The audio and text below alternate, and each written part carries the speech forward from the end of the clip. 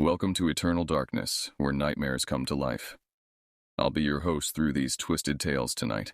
Before we descend into the shadows, remember to like and subscribe to join our growing community of horror enthusiasts. Get comfortable, turn down the lights, and prepare yourself as we begin our journey into the unknown. I was about 8 or 9 when my family made the annual trip to our Kickapoo homeland in a remote part of Mexico. This journey was something we undertook every year with solemn dedication. A time when relatives from Oklahoma, Texas, and Kansas all converged on my grandmother Tana's land for important traditions that had been passed down through generations. Tana's property sprawled at the base of a forbidding mountain range that everyone treated with serious caution. The adults spoke of these mountains in hushed tones, warning that they could twist your mind if you ventured too far up without the right protections. The elders knew things about this place that they rarely shared with children. The drive there was always grueling. Hours of rattling over unpaved roads, dust coating everything inside our truck despite the windows being tightly sealed. As we approached, the landscape grew increasingly barren, with sparse vegetation clinging to rocky soil. Cell service disappeared long before we reached our destination, cutting us off from the outside world completely. Tana maintained 2 small houses on her land.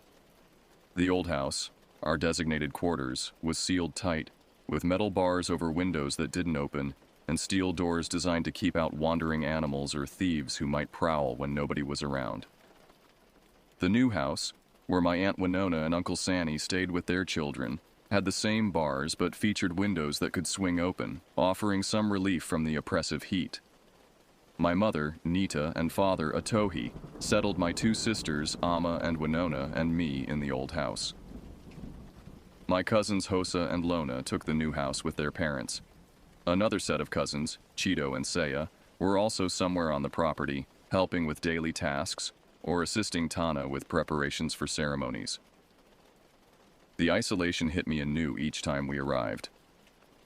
No neighbors for miles, no streetlights, no ambient glow from distant towns, just absolute darkness when the sun disappeared.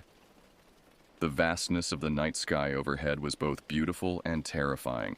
Stars appearing so close you might reach up and touch them, the Milky Way splashed across the heavens in a way city dwellers never experience. That first evening passed uneventfully. We unpacked, prepared a simple dinner over an outdoor fire pit, and listened to the elders exchange news and stories. The adults spoke mostly in our native language, occasionally switching to Spanish or English. Children were expected to sit quietly and absorb the traditions, though my attention often wandered to the looming shadows of the mountains visible even against the night sky. "Don't stare too long," my father murmured, noticing my gaze. "Some things notice when you notice them." I quickly looked away, pretending interest in the embers of our dying fire instead. The air was muggy and still that night. In the old house, with windows shut tight, we just tried to fall asleep in the stale heat. After a long day of chores and traveling, exhaustion eventually won out over discomfort, and we drifted off. The scream tore through the heavy silence like a knife, jolting us awake. Disoriented, I sat upright on my thin mattress, heart hammering against my ribs. The sound had come from the new house, a high, terrified shriek that could only belong to a child. My father, normally stoic and measured in all things, moved with startling speed. He was out of bed in an instant, pulling on boots and grabbing a flashlight. "Stay here," he commanded, pointing at my sisters and me. "Do not open the door for anyone but me or your mother." The door slammed behind him, and I crossed the dark room, stepping over scattered belongings as I hurried to the barred window. Outside, the moon gave off just enough light to reveal silhouettes hurrying between the houses. Flashlight beams cut erratic patterns through the darkness as adults converged on the new house. My Aunt Winona emerged, arms wrapped protectively around Hosa, who appeared to be trembling violently.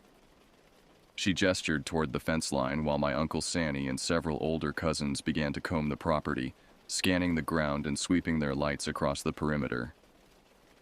Minutes stretched into an hour. Through the window, I watched adults conferring in tight circles, their voices too low to reach me. Occasionally, someone would break away to check another section of the fence or peer into the darkness beyond our property. The intensity of their search sent waves of unease through me. This wasn't the reaction to a simple nightmare. Eventually, my mother returned, her face drawn tight with tension. "What happened?" I asked immediately. She hesitated, clearly weighing how much to share. "Hosa had a fright. Everyone's checking to make sure there are no uninvited guests on the property." "Was it an animal? A coyote?" my sister Amma asked from her corner. "No," Mother replied, too quickly. "Try to get some sleep now. Your father and the others will handle this." But sleep remained elusive for hours as I listened to the continued movement outside. Footsteps circling the house, voices calling to each other, the distant beam of flashlights sweeping across our window every few minutes. Morning revealed exhausted adults with dark circles under their eyes. They moved sluggishly, pouring extra coffee and speaking in low tones that halted whenever children approached. The atmosphere was charged with unspoken tension.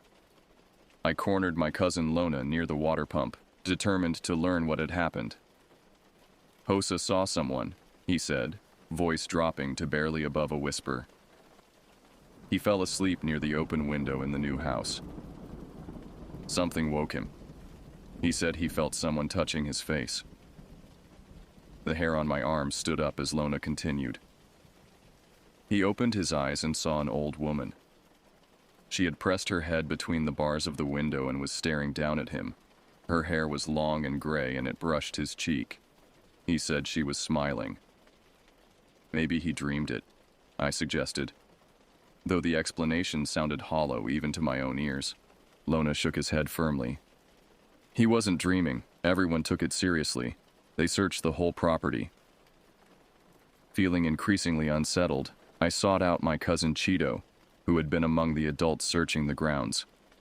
He was hauling water for the day's cooking, his movements mechanical with fatigue. "Did you find anything last night?" I asked, trying to sound casual. Cheeto paused, setting down his bucket. His eyes darted toward the adults before he answered. "Footprints," he said finally, "by every window on both houses, bare feet in the dirt smaller than any of ours. They led away from the houses, toward the mountains." My stomach clenched. Someone circled both houses in complete darkness, without a light? Cheeto nodded grimly. Without stumbling once from what we could tell. The prints were deliberate, steady. I glanced toward the mountains looming in the distance, their peaks hazy in the morning light. The idea that someone, or something, had come down from those forbidden slopes and walked methodically around our sleeping quarters made my insides turn cold. "Don't go wandering off alone while we're here," Cheeto warned, his voice unusually serious for a teenager. Not even during daylight. The following days brought a forced normalcy. We continued with the intended purpose of our gathering, helping Tana prepare for the seasonal ceremonies, maintaining the property, and reconnecting with our heritage. But undercutting these activities was a current of vigilance that hadn't existed before. Adults began assigning tasks in pairs or groups. Children were kept closer to the houses. The older boys took turns keeping watch during daylight hours. At night, the men organized shifts, maintaining a constant presence outside both houses. 3 days after Hosa's encounter, my sister Amma and I were gathering kindling for the evening fire. We walked along a narrow trail beside the new house, picking up dried branches and placing them in a canvas bag. The late afternoon sun cast long shadows across the property, and despite the heat, I felt a persistent chill between my shoulder blades. A rustle from beyond the fence line made us both freeze. It wasn't the light movement of wind through dry brush. This was heavier, deliberate, like footsteps dragging through the undergrowth. Amma's fingers dug into my arm. "Did you hear that?" I nodded, not trusting my voice. We stood motionless, straining to see through the dense scrub that marked the property boundary. Nothing visible moved, but the sensation of being observed intensified until I could barely breathe. "It's probably just a stray dog," I said finally, though I didn't believe it. Wild dogs moved differently, with purpose and speed, not this slow, measured progression. We abandoned our half-filled bag and hurried back to the houses, looking over our shoulders every few steps. I reported what we'd heard to my father, whose face hardened as he listened. "Stay inside for the rest of the day," he instructed, picking up a heavy walking stick before heading toward the area we'd described. That evening, huddled around the outdoor fire pit for dinner, Aunt Winona described her own unsettling experience. She'd been hanging laundry when she noticed a figure standing motionless at the fence line, partially obscured by a gnarled mesquite tree.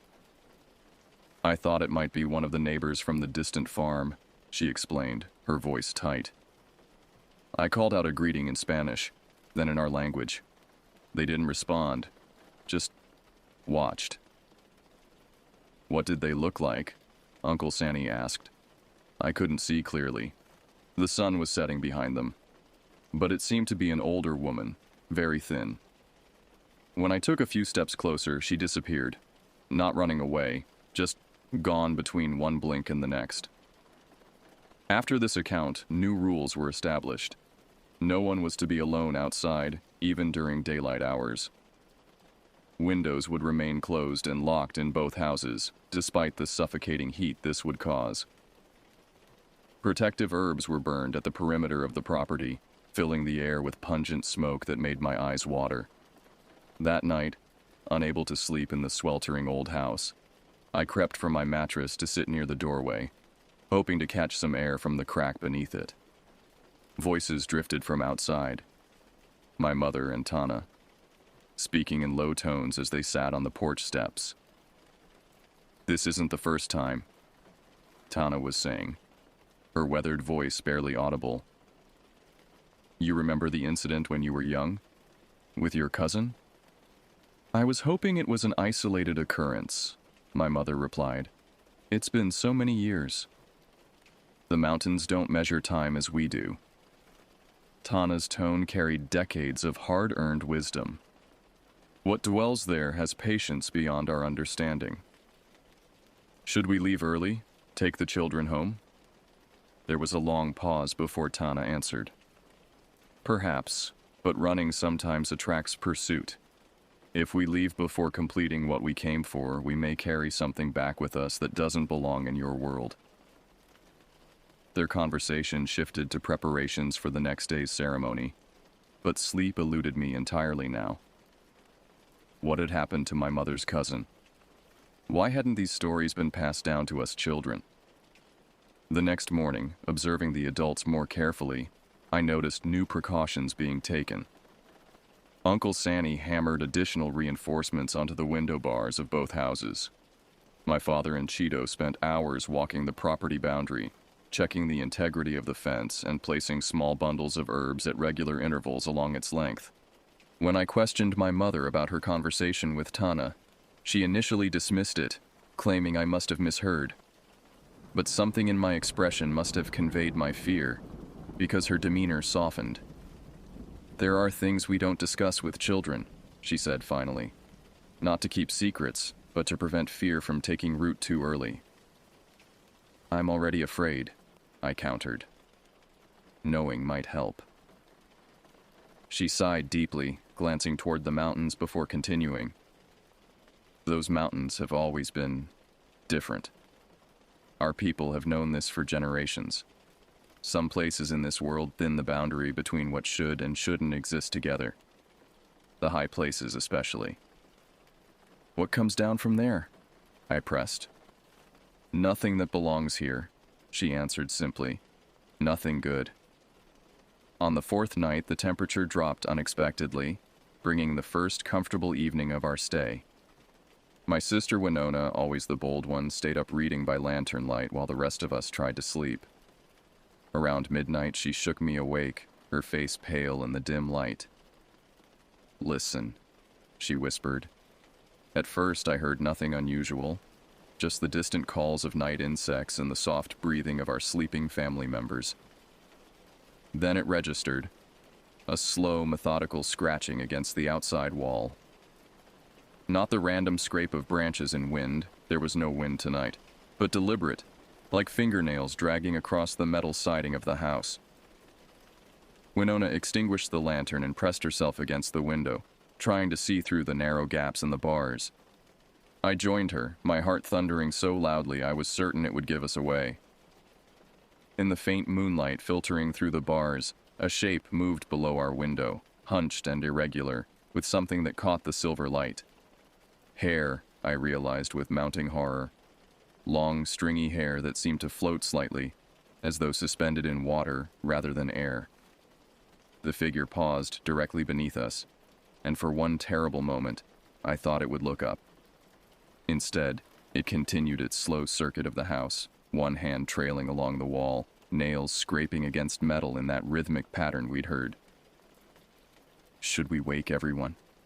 I breathed, barely audible. Winona shook her head minutely. "It knows we're watching now. If we make noise..." She didn't finish the thought, but the implication was clear. Drawing attention might be exactly what it wanted. We remained frozen at the window until the scratching faded around the far side of the house. Only then did Winona pull me away from the glass. "We need to tell the adults in the morning," she said, her voice steadier than I expected. "But not now. Not in the dark." By morning, the entire camp was on edge. Cheeto had taken it upon himself to stay up through the night, patrolling with a flashlight and an old hunting rifle. He reported seeing nothing, but the scratches on the metal siding of the old house were unmistakable, 4 parallel lines repeating at regular intervals all the way around the structure. Uncle Sanny intensified his burning of protective herbs, creating a haze around the property that made breathing difficult but somehow felt necessary. Tana barely slept, dividing her time between guiding various family members through daytime ceremonies and reinforcing spiritual protections after dark. Our final evening arrived with a mixture of relief and dread. Most of our ceremonial obligations had been fulfilled, and preparations were underway for departure the following morning.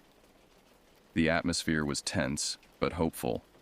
Just one more night to endure before returning to the safety of our distant homes.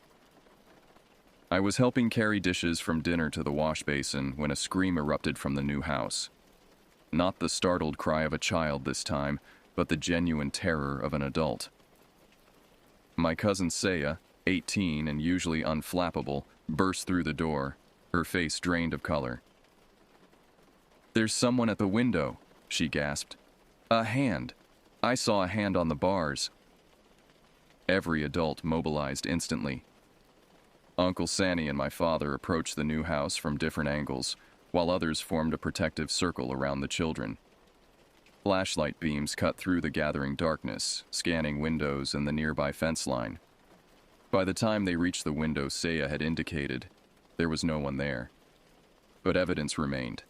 Muddy handprints on the wall beneath the window, smeared downward as if someone had clung to the surface while peering inside.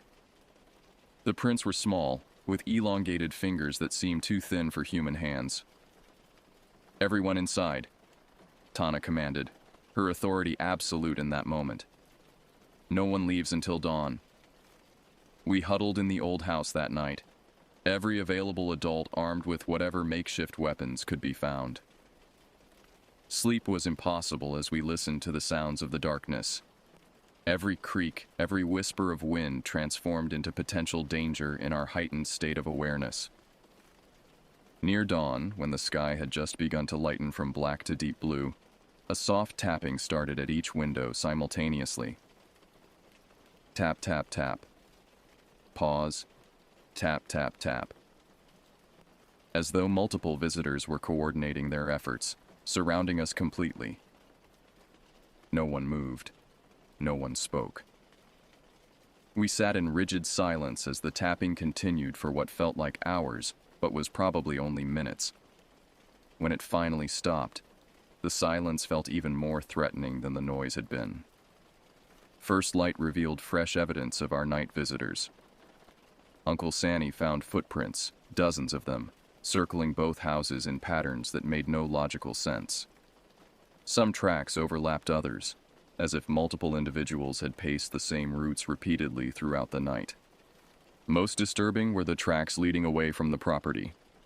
They formed a straight line from the new house through the scrubland and directly toward the foothills. When we followed them a short distance, we noticed disturbing details. The prints became deeper toward the front of the foot, as if whoever made them dragged themselves forward with each step, fighting against some invisible resistance. "We're leaving. Now," my father announced, brooking no argument. "Pack only what's necessary." The usual departure rituals were abbreviated or abandoned entirely as we hurried to load vehicles. Tana performed only the most essential closing ceremonies, her hands shaking slightly as she worked, something I'd never witnessed in my proud, composed grandmother. "Don't look back once we start driving," she instructed as we climbed into our truck. "Not until we reach the main road. Keep your thoughts forward, toward home." As our caravan of family vehicles pulled away from the property, the mountains seemed to loom larger than ever in the rearview mirror. Though I'd been explicitly told not to look back, I couldn't help stealing one glance as we rounded the first bend in the dirt road. For a moment, so brief I've spent years convincing myself it was imagination, I thought I saw figures standing at the fence line. Multiple silhouettes, unnaturally still, watching our departure. At their center stood one slightly taller than the rest, with long pale hair that moved despite the absence of wind. On the long drive home, hours of bumpy dirt paths before even seeing pavement, I sat silently, replaying everything in my mind. It was more than just footprints and glimpses. It felt like the land itself had been unsettled, as if ancient energies from the mountains had descended to observe us, or test us. Years later, when I finally gathered the courage to ask my mother why everyone had accepted Hosa's story so readily, she reminded me that these sightings weren't unprecedented. The elders believed a spirit from the mountains occasionally took human form to venture down to the settlements, targeting families who let their guard down. "The mountains get hungry sometimes," she explained, her eyes distant. "Not for food as we understand it, for attention, for fear, for belief." "Is that why we don't go back anymore?" I asked. Our annual trips had ceased after that summer. She nodded slowly. "Tana said the balance has shifted. What sleeps in those peaks is more awake now than it has been in generations. Until it settles again, that place isn't safe for us." Even now, decades later, I don't enjoy discussing these events. The memory remains vivid. The scratching on metal walls, the muddy handprints, the footprints leading toward the mountains. Sometimes I catch myself avoiding windows after dark, drawing curtains tight and checking locks twice before bed. Some places in this world stand apart from ordinary reality. The mountains of my grandmother's homeland are such a place, where ancient things stir and sometimes reach down to remind us of their presence. The thought alone makes me reluctant to peer through glass after nightfall, half expecting to find pale fingers gripping the frame or hollow eyes staring back from the darkness. What haunts me most isn't what we saw, but what we nearly became. Another story whispered among elders, never shared with children until they too encounter what waits in the high forbidden places where the old powers never truly sleep.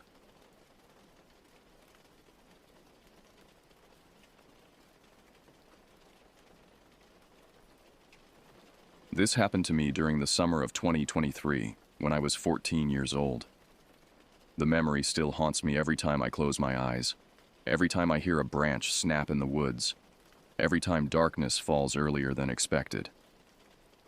My friend Brandon had just invited me, along with 3 other friends from our freshman class, on what was supposed to be a fun fishing trip to his family's cabin by Pine Lake. Brandon's mother, Mrs. Rodriguez, picked us up after school that humid Tuesday in late August. The air conditioning in her minivan barely worked, and sweat stuck to our backs as we loaded our overnight bags and fishing gear into the trunk. Besides Brandon and me, there was Zoe, a quiet girl with dark hair who always carried a sketch pad, and twins named Casey and Jordan who never seemed to stop talking. We were all excited about the trip, chattering about the fish we'd catch and the stories we'd tell when we got back to school. The drive to the cabin took us deeper into the countryside than I'd ever been before. As we left the suburbs behind, the houses became fewer and farther between, separated by thick stretches of pine forest that seemed to press closer to the road with each passing mile. Mrs. Rodriguez turned off the main highway onto a series of increasingly narrow dirt roads, each one more isolated than the last. The trees grew taller and denser, their branches forming a canopy that blocked out most of the afternoon sun. "Are we almost there?" Casey asked for the 10th time, pressing her face against the window. "About 20 more minutes," Mrs. Rodriguez replied, her knuckles white as she gripped the steering wheel. Even she seemed nervous about the remote location, constantly checking her mirrors and glancing at the GPS that kept losing signal. As we drove deeper into the wilderness, I noticed something unsettling. We hadn't seen another car for over 30 minutes. The dirt road was so narrow that if another vehicle had been coming the other way, one of us would have had to back up to find a place to pass. Cell phone towers were non-existent out here, and our phones had lost all signal bars about 15 minutes ago. The trees seemed to watch us as we passed, their twisted branches reaching across the road like gnarled fingers. Some of the older pines had scorch marks from lightning strikes, their blackened trunks standing like burned monuments among the healthy trees. The underbrush was thick and impenetrable, creating countless hiding places where anything could lurk unseen. We finally reached the cabin around 4:30 in the afternoon, just as the sun was beginning to cast long shadows through the forest. The cabin itself was smaller than I'd expected, a rustic log structure with a green metal roof and a small front porch. It sat in a clearing about 50 yards from the dirt road, connected by a narrow gravel path that crunched under our feet as we carried our bags. What struck me immediately was the profound silence. After living in the city my entire life, I was used to constant background noise, traffic, sirens, neighbors, the hum of air conditioners. Here, the quiet was so complete it felt oppressive. The only sounds were our footsteps on the gravel and the occasional rustle of leaves in the breeze. "The lake's about a half-mile that way," Brandon said, pointing down a barely visible trail that disappeared into the forest. "We can walk there after we get settled." Mrs. Rodriguez unlocked the cabin door and we stepped inside.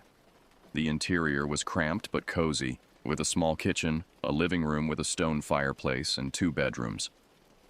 The walls were covered with old fishing photos and mounted deer heads that seemed to stare down at us with glassy eyes. A musty smell hung in the air, mixed with the scent of old wood and something else I couldn't identify, something that made my stomach turn slightly. "I'll be staying in town tonight," Mrs. Rodriguez announced, much to our surprise. "My sister lives about 40 minutes from here, and I haven't seen her in months. You kids will be fine on your own for one night. I'll pick you up tomorrow evening." The twins exchanged worried glances, and I felt my chest tighten. Being left alone in this isolated place hadn't been part of the plan. Brandon seemed as surprised as the rest of us, but tried to play it cool. "We'll be fine, Mom," he said, though his voice cracked slightly. "We're not little kids anymore." After Mrs. Rodriguez left, the 5 of us stood in the cabin's main room, suddenly aware of how alone we were. The nearest neighbor was at least 3 miles away, and with no cell service, we had no way to call for help if something went wrong. The windows had no screens, and several of the latches were broken, leaving gaps that let in the evening air along with whatever might be lurking outside. We spent the next hour preparing for our fishing expedition and setting up camp. Brandon showed us where his family kept the fishing equipment in a shed behind the cabin.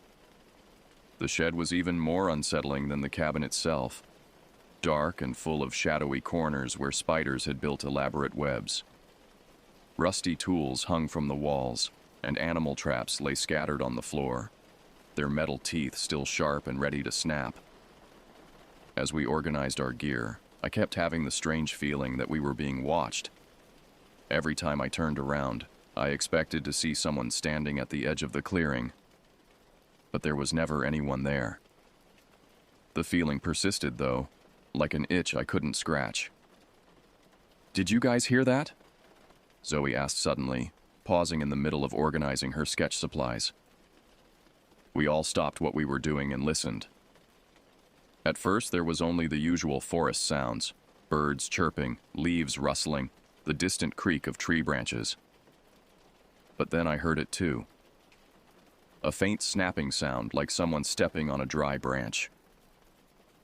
"Probably just a deer," Jordan said, but his voice lacked conviction.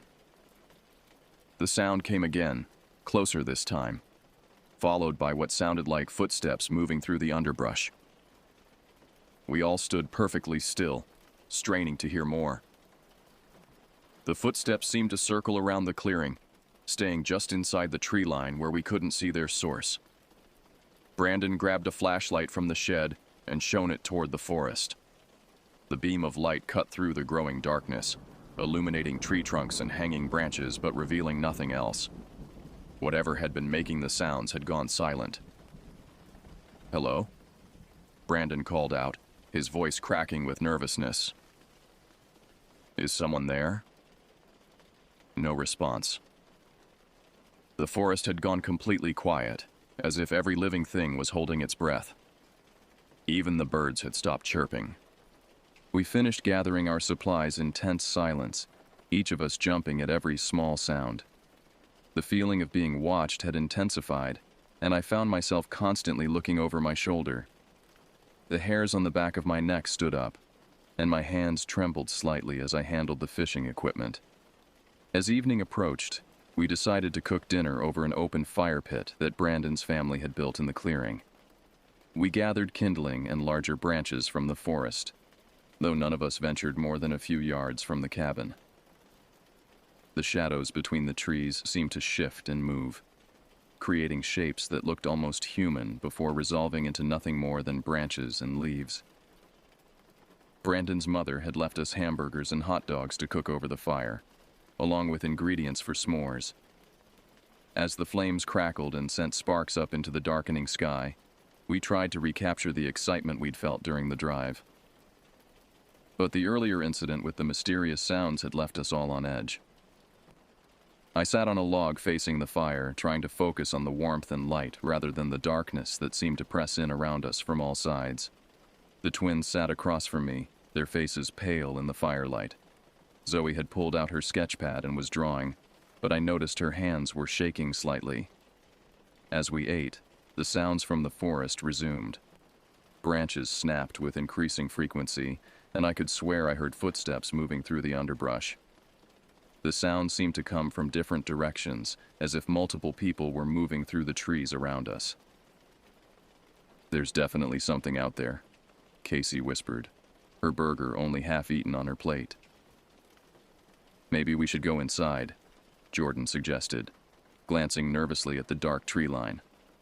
But Brandon was determined to prove he wasn't scared. "It's probably just raccoons or something. They're really common out here." I wasn't convinced. The sounds were too deliberate, too rhythmic to be made by animals. They had a pattern to them, like someone was deliberately trying to unnerve us. And there was something else.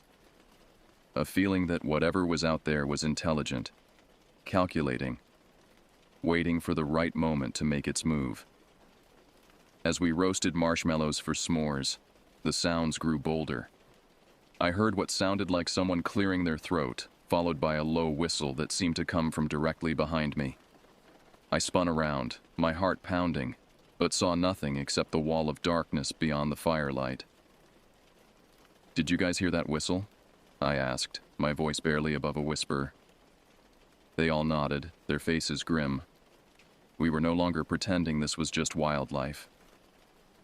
Around 7 o'clock, as the last traces of daylight faded from the sky, Brandon announced that he needed to use the bathroom. The cabin's plumbing was old and unreliable, so he preferred to walk back to the main house. None of us wanted to split up, but nature called, and we were all getting tired of sitting by the fire in tense silence. "I'll come with you," I offered, not wanting anyone to go alone. "Me too," said Zoe, closing her sketch pad with a snap. The twins decided to come as well, so all 5 of us began the trek back to the cabin. The path was barely visible in the darkness, forcing us to use our phone flashlights to navigate. The pale beams of light created eerie shadows that danced between the trees, and every small sound seemed amplified in the stillness. About halfway to the cabin, we reached a fork in the path. One trail led to the cabin, while the other branched off toward the main road where Mrs. Rodriguez had parked her car before leaving. "I'm going to check on the car," Casey announced suddenly. "Make sure no one's messed with it." "That's not a good idea," I said, my stomach clenching with anxiety. "We should stay together." "I'll be fine," she insisted. "It's only a couple 100 yards, and I've got my flashlight." Before any of us could protest further, she had started down the path toward the road. We watched her light disappear into the darkness, feeling helpless and increasingly frightened. "She'll be okay," Jordan said, but I could tell he was trying to convince himself as much as us. The 4 of us continued toward the cabin, our footsteps unnaturally loud on the gravel path. The forest seemed to close in around us, and I had the distinct feeling that we were walking into a trap. Every shadow could hide a threat. Every rustling branch could mask the sound of someone approaching. When we finally reached the cabin, Brandon and Zoe went inside while Jordan and I waited on the small front porch. There was an old tire swing hanging from a large oak tree in the yard, and we took turns pushing each other, trying to distract ourselves from our growing fear. But the normalcy of the activity felt forced, artificial. We were just going through the motions while our minds raced with worry about Casey and whatever was lurking in the forest around us. I was sitting on a stump, watching Jordan swing back and forth on the tire, when I heard the familiar sound of snapping twigs coming from the forest. This time the sound was much closer, maybe only 30 or 40 feet away. I turned toward the noise and peered into the darkness between the trees. The forest was a wall of black shadows, impenetrable and threatening. But as I stared, my eyes began to adjust to the darkness, and I could make out individual tree trunks and the spaces between them.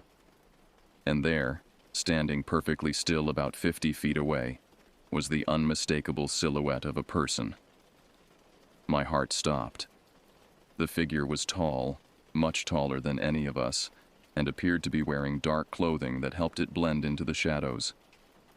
It was standing behind a large pine tree, using the trunk for partial cover, but I could see its outline clearly, and I could tell it was watching us.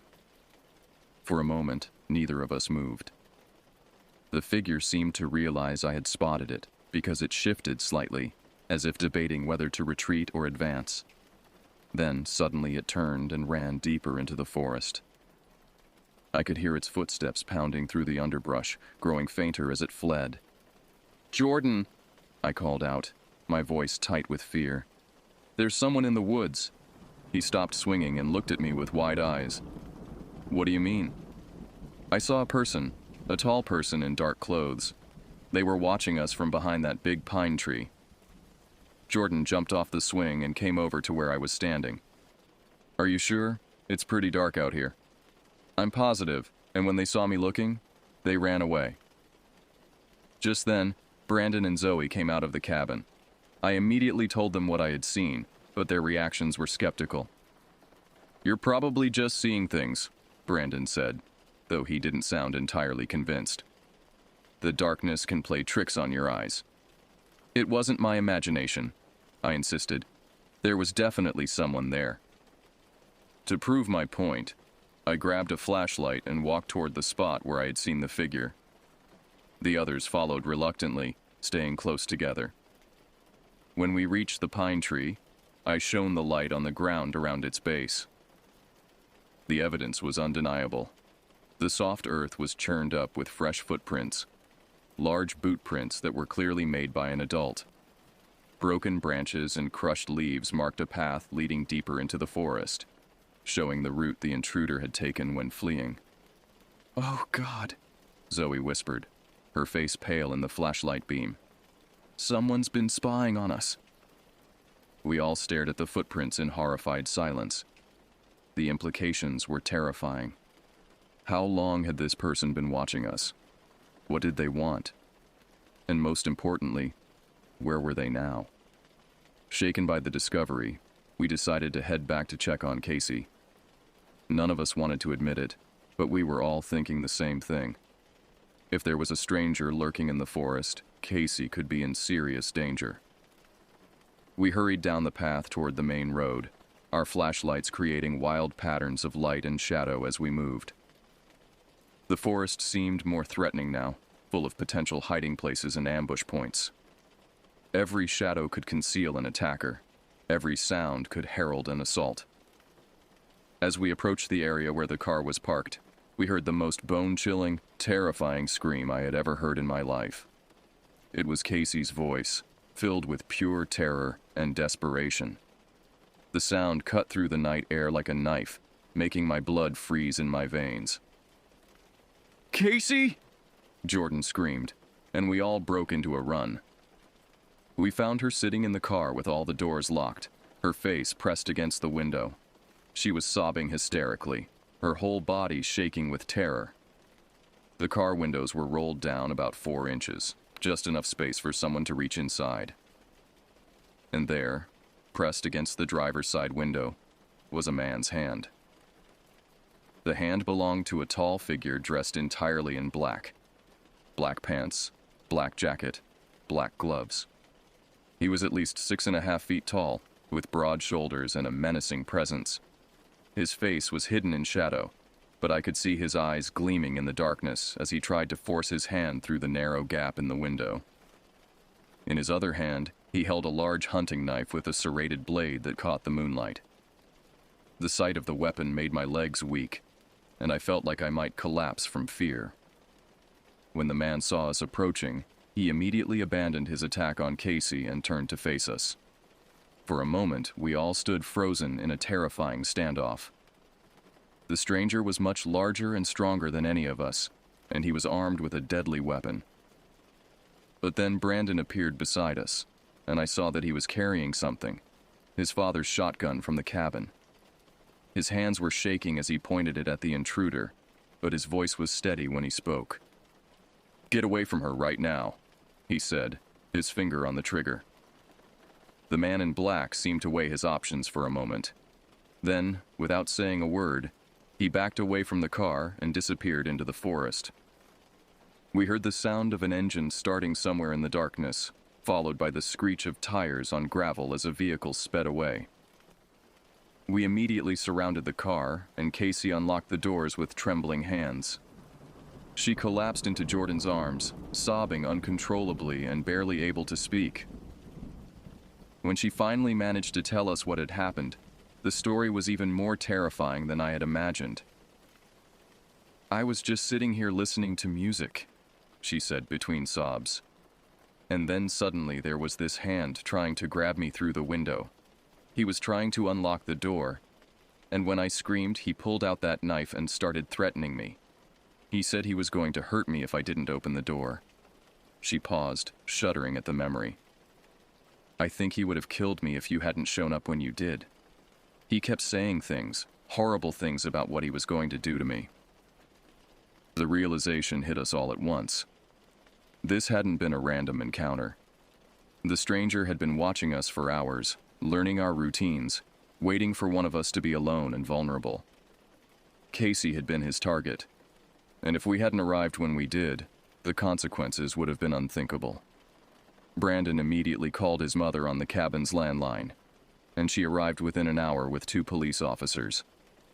The officers took our statements and examined the footprints and other evidence we had found. They seemed to take the incident very seriously, especially when they discovered tire tracks from the attacker's vehicle, a red pickup truck that had been parked in the woods near the road. "This person has probably been watching you since you arrived," one of the officers told us. "These types of predators often stake out remote locations like this, waiting for the right opportunity. You kids were very lucky." We packed up our things and left the cabin that night, driven home by Mrs. Rodriguez while the police continued their investigation. The fishing trip that was supposed to be a fun adventure had turned into a nightmare that would haunt us for months to come. In the weeks that followed, we learned that the police had found evidence of a campsite deep in the forest, suggesting that our stalker had been living in the woods for several days. They also discovered that there had been similar incidents at other remote cabins in the area over the past year, though none had escalated to the level of violence we had experienced. The man in black was never caught, despite an extensive investigation. Sometimes I wonder if he's still out there, watching other groups of unsuspecting kids, waiting for his next opportunity to strike. The thought keeps me awake at night, and I've never been able to return to any remote location without feeling that familiar sense of being watched. We're all still friends, Casey, Jordan, Zoe, Brandon, and me, but none of us have ever gone camping again, and we probably never will. Some experiences change you forever, and that night at Pine Lake was one of them. We learned that evil doesn't always announce itself with fanfare and drama. Sometimes it lurks in the shadows, patient and calculating, waiting for the perfect moment to reveal itself. And sometimes, if you're very lucky, you escape with your life, and nothing more than scars that will never fully heal.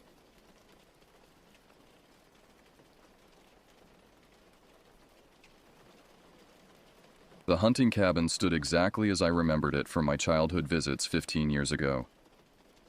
Weathered pine logs formed walls that seemed to sag under the weight of decades, and the single room was barely larger than a storage shed. After a full year of abandonment, every surface bore a thick coating of dust that made me sneeze violently when I first pushed open the creaking door. The air inside tasted stale and metallic, like old pennies left too long in a jar. I hadn't set foot in this place since I was 12 years old. Not since that final hunting trip with my grandfather Vincent. Something had happened during those 2 weeks in the wilderness that left me so deeply shaken I refused to return, though I could never quite articulate why to my parents. They assumed I'd simply grown bored with the old man's company and his endless stories about tracking deer through these very woods. Vincent continued his annual visits to our house in town, thankfully never suggesting another trip to his mountain retreat. When Vincent died last year at 83, he left this cabin and the surrounding 40 acres to me, his only grandchild. At 25, I had never expected to inherit property, especially not this isolated plot of land nestled deep in the Appalachian foothills. But after my relationship with Diana crumbled spectacularly 6 months ago, I faced a choice between moving into this cabin or returning to live in my parents' basement. The decision should have been easy, yet I found myself sitting in my car for 20 minutes, engine running, staring at the cabin's dark windows, before finally turning off the ignition.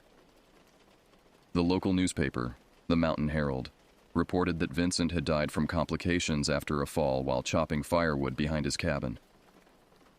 The story seemed straightforward enough. An elderly man living alone, working beyond his physical capabilities, suffering a fatal accident. But something about the details never sat right with me.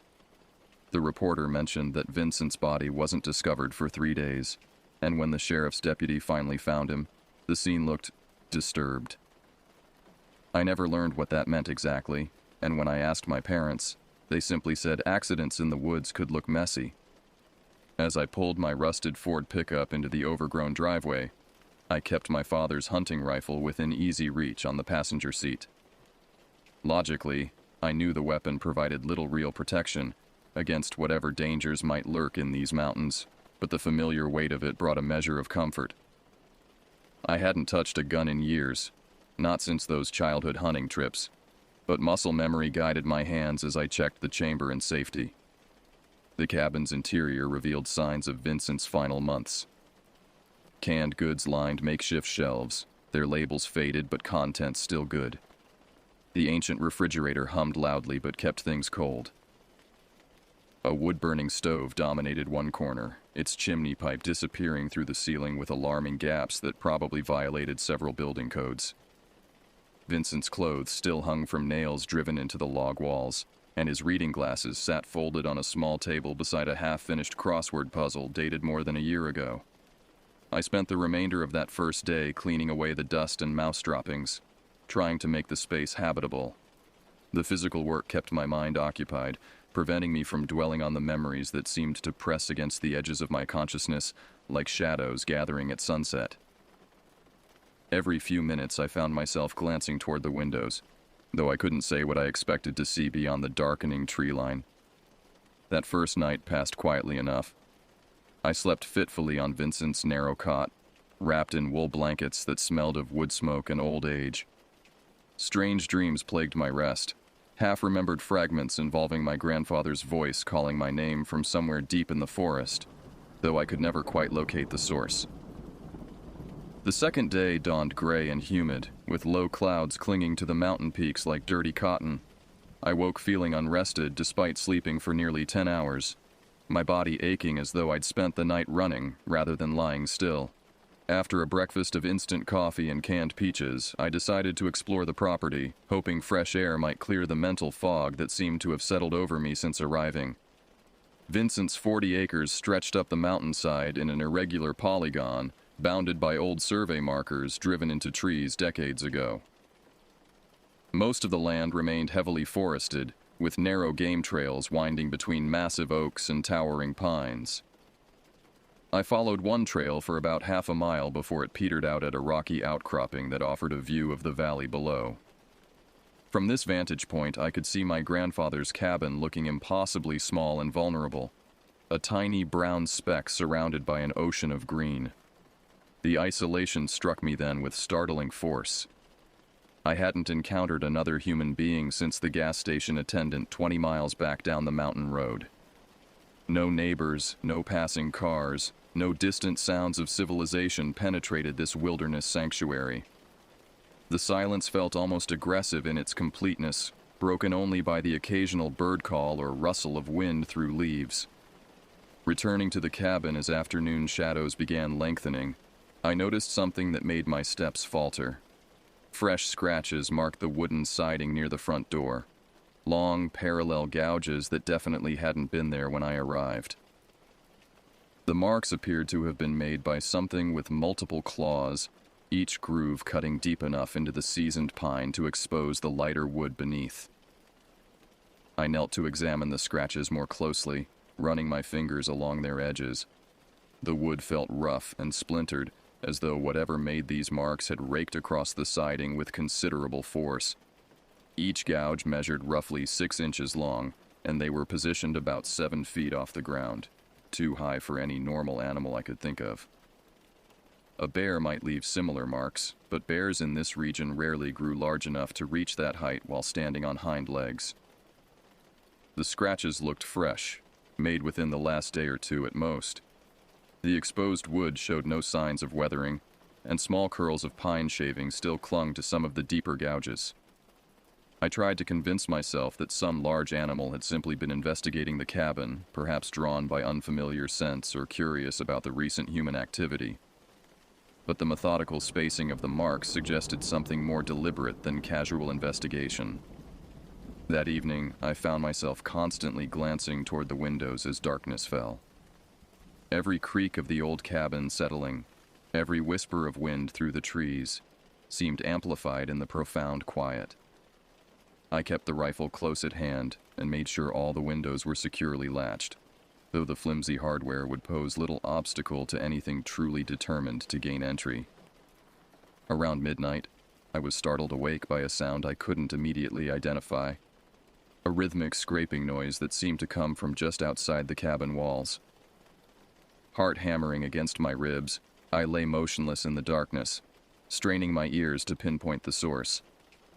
The scraping continued for several minutes, moving slowly around the cabin's perimeter like something conducting a methodical inspection of the structure. Then, as suddenly as it had begun, the sound ceased. The silence that followed felt pregnant with menace, as though something waited just beyond the thin barrier of log walls.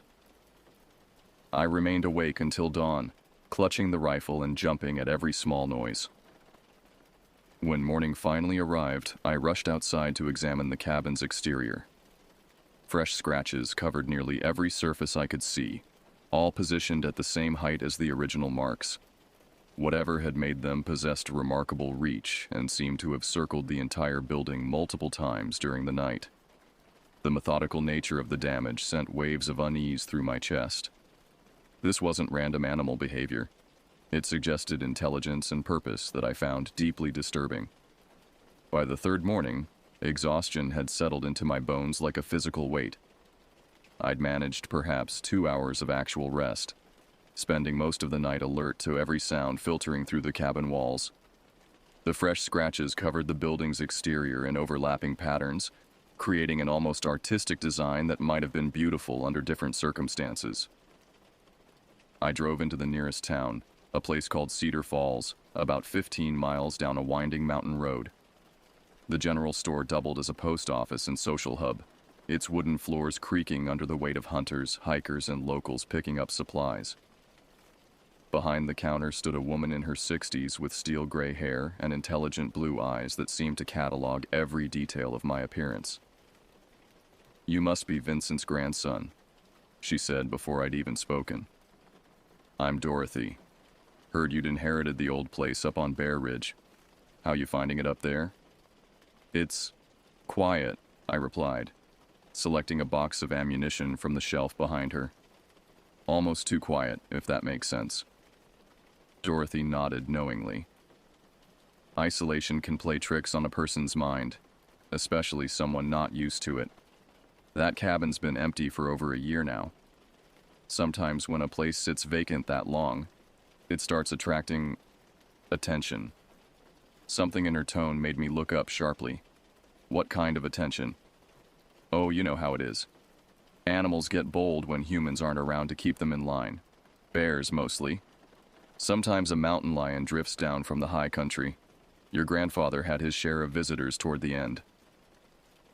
I paid for the ammunition and a motion-activated trail camera, hoping to capture whatever was leaving those marks. Dorothy watched me count out bills with an expression that suggested she knew more than she was saying. "Word of advice," she said as I turned to leave. "Vincent was a good man, but he got peculiar in his final months. Started talking about things that didn't make much sense. If you find yourself hearing or seeing things that seem off, don't hesitate to come back to town. Sometimes the mountain does things to people's heads." The drive back to the cabin gave me time to consider Dorothy's words. Vincent had always seemed sharp and rational during his visits to our house, but people could hide mental decline, especially proud old men who valued their independence. Maybe his death hadn't been as straightforward as the newspaper reported. Maybe isolation and age had affected his judgment, leading to the accident that killed him. I spent the afternoon installing the trail camera on a tree about 30 feet from the cabin, positioning it to capture the area where most of the scratches appeared. The device was equipped with infrared capability for nighttime photography, and I set it to take pictures at 30-second intervals whenever motion triggered the sensor. As darkness approached, I found myself dreading another sleepless night. The scratching sounds had become almost routine, but familiarity didn't make them less disturbing. If anything, the consistent nature of the phenomenon suggested I was dealing with something that operated according to patterns I couldn't understand. Around 10 o'clock, I heard footsteps on the wooden porch. Slow, deliberate sounds that definitely belonged to a human rather than an animal.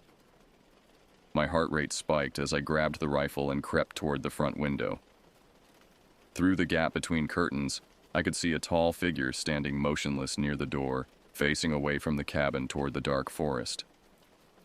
The figure appeared to be an elderly man wearing work clothes, his posture stooped with age. Something about his silhouette seemed familiar, though I couldn't immediately place why. He stood there for several minutes without moving, as though listening for something in the woods beyond. "Hello?" I called through the closed door. "Can I help you with something?" The figure didn't respond, or acknowledge my voice in any way. He simply continued standing there, perfectly still, like a statue carved from shadow. After another minute, he began walking toward the tree line with the same deliberate pace. Within moments, the darkness swallowed him completely, leaving me to wonder if I'd imagined the entire encounter. I checked the door locks twice and made sure all windows were secure before trying to sleep. The scratching sounds began around midnight, more aggressive than previous nights. Whatever was making them seemed to be using considerable force, gouging deep furrows in the cabin's exterior walls. The methodical scraping continued for hours, occasionally punctuated by what sounded like heavy breathing or low growls. When dawn finally broke, I rushed outside with sick anticipation of what I might find. The trail camera had vanished from its mounting tree, leaving only the metal bracket and a few torn straps. The tree itself bore fresh scratches similar to those covering the cabin, but these marks extended much higher than before, at least 12 feet off the ground. As I stood staring at the impossible height of the scratches, a voice spoke from behind me. "Told you this place attracts attention." I spun around to find an old man emerging from the forest, moving with surprising silence for someone his age. He appeared to be in his 70s, with weathered skin and intelligent gray eyes that held mine with uncomfortable intensity. His clothes looked like they'd seen decades of outdoor work, patched denim and flannel worn soft by time and weather. "Name's Earl," he said, extending a calloused hand. "I live about 2 miles over the ridge. Been keeping an eye on Vincent's place since he passed." I shook his hand cautiously, noting the strength in his grip. "I didn't know Vincent had neighbors up here. I'm his grandson." "Vincent mentioned you a few times over the years. Said you stopped coming around after that last hunting trip when you were a boy." Earl's eyes studied my face carefully. "Something spooked you pretty good back then, didn't it?" The memory tried to surface, but I pushed it back down. "I don't really remember much about that trip. I was pretty young." Earl nodded slowly, as though he'd expected that answer. "Sometimes our minds protect us from things we're not ready to understand. But this place, it has a way of bringing the past back to the surface." I gestured toward the scratches covering the cabin walls. "You wouldn't happen to know what's been doing this, would you?" "Black bears, most likely. They get curious about empty buildings, especially if they smell food inside. Vincent always kept a well-stocked pantry." Earl walked closer to examine the marks, though his expression suggested he didn't entirely believe his own explanation. "These are pretty high up, though. Must be a big one." "I saw someone on my porch last night. An old man just standing there looking into the woods." Earl's demeanor shifted subtly, becoming more guarded. "Probably just someone from town checking on the place. People around here look out for each other." He didn't answer when I called to him. Just walked into the forest and disappeared. "Well," Earl said after a long pause, "these mountains can play tricks on a person's eyes, especially at night. Shadows move in ways that don't always make sense." I wanted to press him for more details, but something in his manner suggested he wouldn't be forthcoming. Instead, I invited him inside for coffee, hoping a more relaxed setting might encourage him to share whatever he obviously knew about this place. The cabin's interior seemed to make Earl uncomfortable. He accepted a cup of coffee but remained standing near the door, as though ready to leave at a moment's notice. His gaze kept drifting toward the windows, scanning the forest beyond with obvious concern. "Vincent talked about you quite a bit toward the end," Earl said eventually.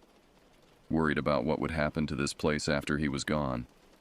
Said you were the only family he had left, but he wasn't sure you'd want to come back here." "Why wouldn't I want to come back?" Earl set down his coffee cup and met my eyes directly. "Because some places hold on to things that happened in them. Pain, fear, trauma. It all soaks into the ground like blood. Vincent knew that better than most." "What kind of things happened here?" "That's not my story to tell. But if you're planning to stay, you should know that Vincent didn't die the way the newspaper reported. There wasn't any accident with firewood chopping." The words hit me like a physical blow. "What do you mean?" "I found his body. The sheriff asked me to keep quiet about the details, said it would be easier on the family if people thought it was just an accident." Earl moved toward the door, clearly uncomfortable with the direction of our conversation. Vincent died scared, son. Something had him running through these woods in the middle of the night, running so hard his heart gave out. Before I could respond, Earl stepped outside and began walking toward the forest. I followed him onto the porch, my mind reeling with questions. What was he running from? I called after him. Earl paused at the edge of the clearing and looked back. Same thing you've been hearing scratching at these walls. Same thing that's been watching you from the tree line every night since you arrived. With that, he disappeared into the dense undergrowth, leaving me alone with the implications of his words. The official story about Vincent's death had been a lie, designed to spare my family the knowledge that he'd died in terror. But terror of what? And why had Earl chosen to tell me the truth now? As I stood on the porch, processing this revelation, I noticed movement in my peripheral vision. About 50 yards away, partially concealed behind a massive oak tree, a figure watched me. Even at that distance, I could make out the familiar silhouette, the same elderly man I'd seen on my porch the night before. This time, however, I could see his face more clearly. The features looked disturbingly familiar, though I couldn't immediately place where I might have seen them before. The man stood motionless for several minutes, then raised one hand in what might have been a greeting or warning before melting back into the shadows between the trees. I spent the rest of the day trying to rationalize what Earl had told me. Maybe Vincent had suffered a stroke or heart attack that left him disoriented, causing him to wander into the woods in confusion. Maybe Earl had embellished the story, adding dramatic elements to a more mundane medical emergency. But deep down, I knew I was grasping for explanations that didn't fit the evidence. The scratches on the cabin walls were real. The figure watching me from the forest was real. And somewhere in the depths of my childhood memories, buried under layers of protective forgetfulness, lay the truth about what had driven me away from this place 15 years ago. Sleep became impossible. Every time I closed my eyes, fragmented images from that childhood hunting trip flickered through my consciousness like scenes from a half-remembered nightmare. I could recall the taste of fear in my mouth, the feeling of running through dark woods, and the sound of my grandfather calling my name with desperate urgency. But the central event, whatever had caused such lasting trauma, remained locked away behind a wall of protective amnesia. I spent the fourth day searching through Vincent's belongings, hoping to find some clue that might explain the mystery surrounding his death. Hidden beneath loose floorboards near his bed, I discovered a metal box containing old photographs and handwritten journals dating back several decades. Most of the photos showed hunting trips and outdoor adventures, but one image made my hands shake as I held it. The photograph was taken during my final visit 15 years ago. It showed me and Vincent standing beside a large buck he'd shot, both of us smiling broadly at the camera. But in the background, barely visible among the trees, lurked a tall figure that definitely hadn't been there when the picture was taken. The image was too blurry to make out details, but something about the figure's posture and stance sent waves of recognition through my nervous system. I found the relevant journal entry from that same week. Vincent's normally neat handwriting became increasingly erratic as the entries progressed. Day 3. The boy saw it again today. Asked me why the man in the woods looked so sad. I told him it was just shadows playing tricks, but he's too smart to believe that. Starting to think bringing him here was a mistake. Day 5. It's getting bolder. Came right up to the cabin last night while we were sleeping. Found tracks this morning. Human tracks, but wrong somehow. Too long, spaced too far apart. Day 7. The boy refuses to go outside alone now. Keeps asking about the man who looks like me. God help me, I think he's right. It does look like me. Or what I might look like if I'd died years ago and forgotten how to be human. The final entry was dated the day before we left. Day 8. It spoke to him. While I was checking snares, it called to him from the forest using my voice. The boy came running back to camp, terrified and babbling about his grandfather being in two places at once. "We're leaving first thing in the morning. This place isn't safe for children. Maybe it isn't safe for anyone." I closed the journal with trembling hands, pieces of memory beginning to surface despite my mind's resistance. I could remember now, the voice calling my name from deep in the woods, sounding exactly like Vincent but coming from the wrong direction. The figure that moved between trees with impossible grace, always staying just beyond clear sight. And the growing certainty that something was very wrong with this place. Something that made my 12-year-old brain recoil in instinctive terror. As afternoon faded into evening, I found myself pacing the cabin's small interior like a caged animal. The walls felt increasingly confining, and every shadow beyond the windows seemed to harbor potential threats. I needed to understand what was happening here, needed to confront whatever had driven both me and my grandfather away from this place. Around sunset, I made a decision that would have seemed insane just days earlier. I loaded the rifle, pocketed extra ammunition, and stepped outside to wait. If something was watching me from the forest, if some presence had been tormenting my family for years, then it was time for a direct confrontation. The temperature dropped rapidly as darkness settled over the mountains. I sat on the porch steps, rifle across my knees, scanning the tree line for any sign of movement. Hours passed in tense silence, broken only by the distant call of an owl and the whisper of wind through pine needles. Near midnight, I heard my name being called from somewhere deep in the forest. The voice sounded exactly like Vincent's, though I knew with absolute certainty that my grandfather was dead and buried in the town cemetery 15 miles away. The call came again, more urgent this time, as though he were in some kind of distress. Against every instinct screaming warnings in my head, I stood and began walking toward the sound.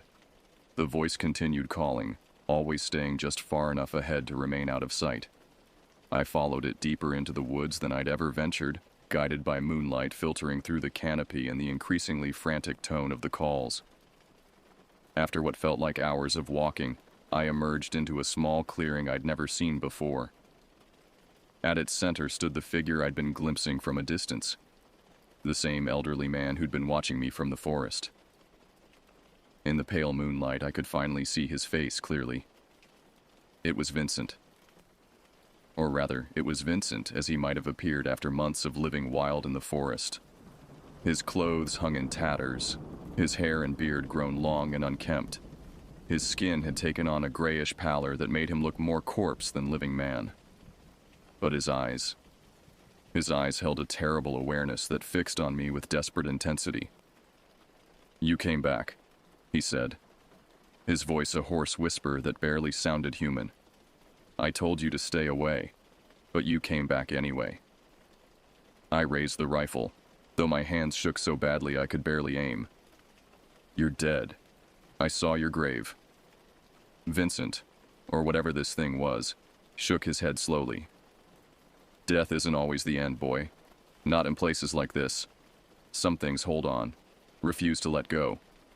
Some things get twisted into shapes that shouldn't exist." "What happened to you?" "I found something in these woods. Something that's been waiting here much longer than any of us have been alive. It showed me things. Terrible things about what this place really is." He took a step closer, and I could smell the overwhelming odor of decay and earth. "It wanted me to bring you back here when you were a child. Wanted to show you the same things it showed me."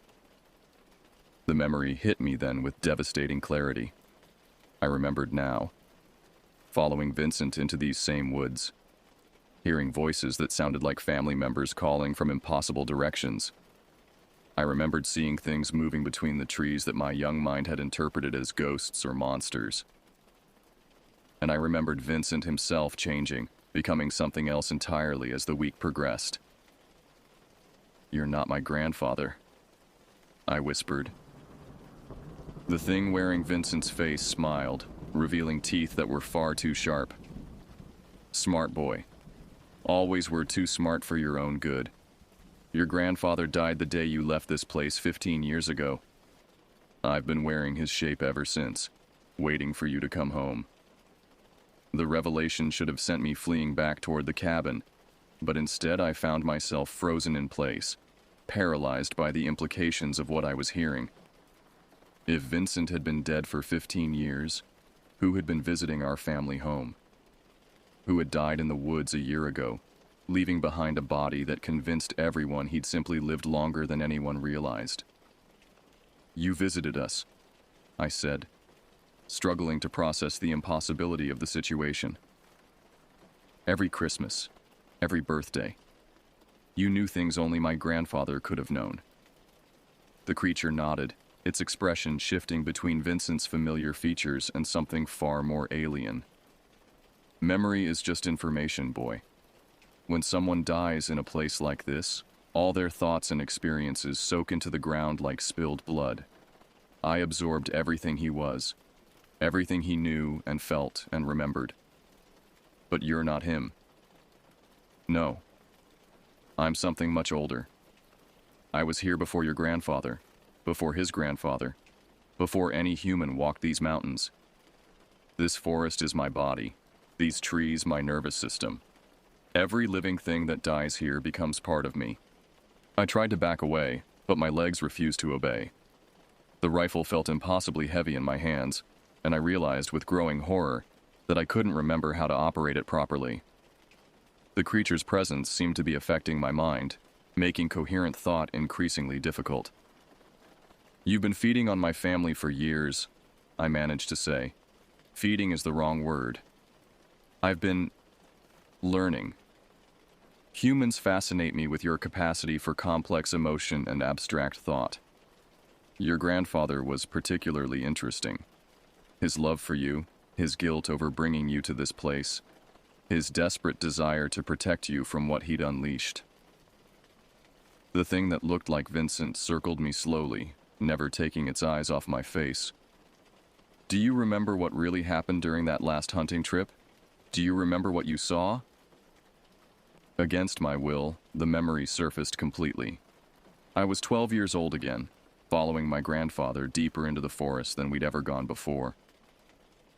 We were tracking a wounded deer when Vincent suddenly stopped and pointed toward a massive oak tree ahead of us. Look closely at the trunk, he whispered. Tell me what you see. At first I saw nothing unusual, but as my eyes adjusted, the bark seemed to shift and flow like liquid. Faces appeared in the wood grain, dozens of human faces, all with their mouths open as though screaming. Men, women, children, all trapped within the tree itself, aware and suffering but unable to escape. They're all still here, Vincent had said, his voice filled with a mixture of wonder and terror. Everyone who's ever died in these woods. The forest keeps them, makes them part of itself.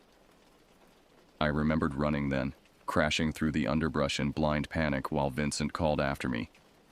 I remembered reaching the cabin and refusing to leave it, even to use the outdoor toilet. And I remembered the figure that watched our cabin every night for the remaining week, a tall shape that moved between the trees with Vincent's gait, but somehow wasn't him. You remember now, the creature said, bringing me back to the present. Your grandfather tried to leave after that, tried to take you away before you saw any more. But I couldn't let him go. He'd seen too much, learned too much about what I really am. So you killed him. I absorbed him, made him part of the collective consciousness that makes up my true self. He didn't suffer. In fact, he found a kind of peace in becoming part of something larger than individual existence. The creature reached out with one hand, and I noticed that its fingers were far too long to be human. You could have that same peace. No more loneliness, no more uncertainty about your place in the world. You'd be part of something eternal and magnificent. I tried to raise the rifle, but my arms wouldn't respond to my commands.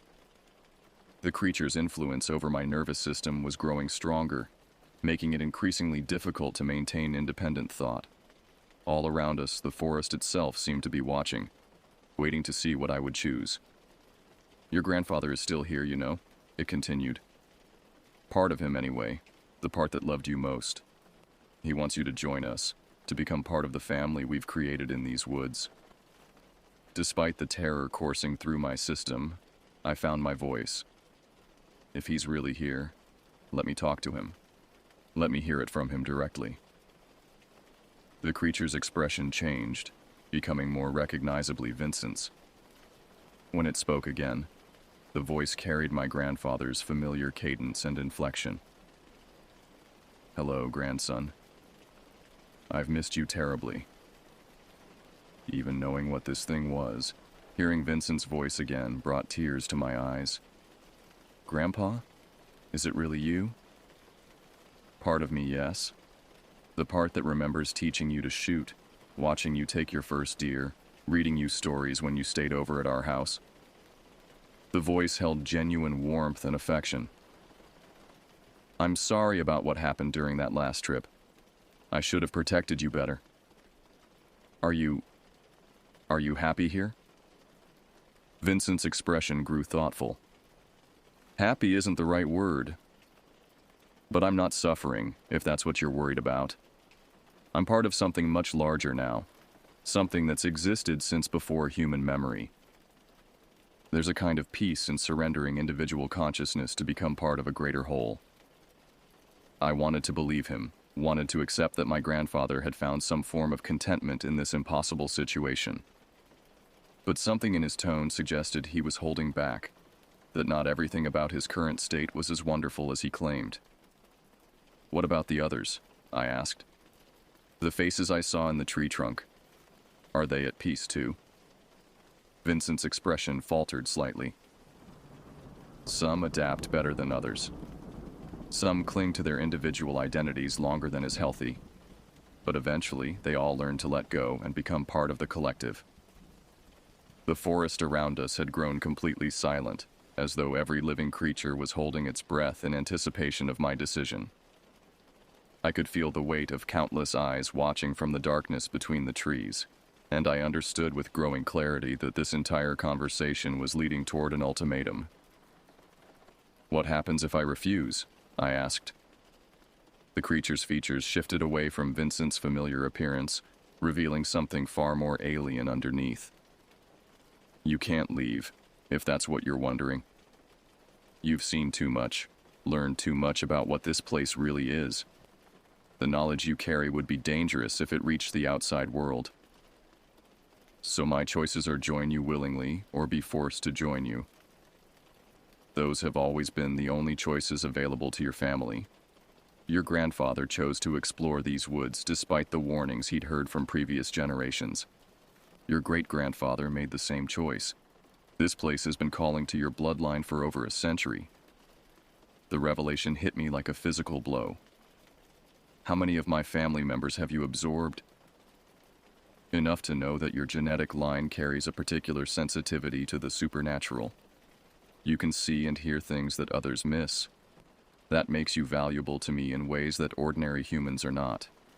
I thought about my parents, living peacefully in town, with no idea that their father and now their son had fallen victim to this ancient predator.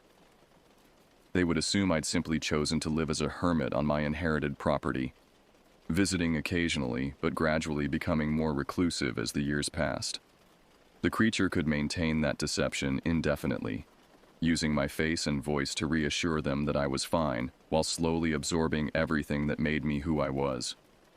Let me make you an offer, I said, surprising myself with the steadiness of my voice. I'll stay here willingly, become part of your collective consciousness, on one condition. The creature tilted its head with genuine curiosity. What condition? Let my grandfather go. Release whatever part of him you're holding on to and allow him to properly die. He's suffered enough. That's not how it works. Once someone becomes part of me, separation is impossible. We're all interconnected now, sharing thoughts and memories and experiences. To remove your grandfather would be like trying to extract a single drop of water from the ocean. Then I'll fight you. I'll resist becoming part of your collective for as long as possible, making the absorption process as difficult and unpleasant as I can. The creature considered this threat seriously. You could do that. But resistance only prolongs the inevitable and makes the transition more traumatic for everyone involved. Your grandfather tried to fight it first. The experience was unpleasant for all of us. Around us, the trees began to whisper with voices I almost recognized, family members from previous generations, all urging me to accept my fate peacefully. The sound was hypnotic and terrifying, a chorus of the dead trying to convince me that death wasn't really the end. But as I listened more carefully, I began to notice something the creature hadn't intended for me to hear. Beneath the surface harmony of the collective voice, individual notes of desperation and suffering leaked through. These absorbed souls weren't at peace. They were trapped, aware of their situation but powerless to escape it. "You're lying," I said. "They're not happy here. They're prisoners."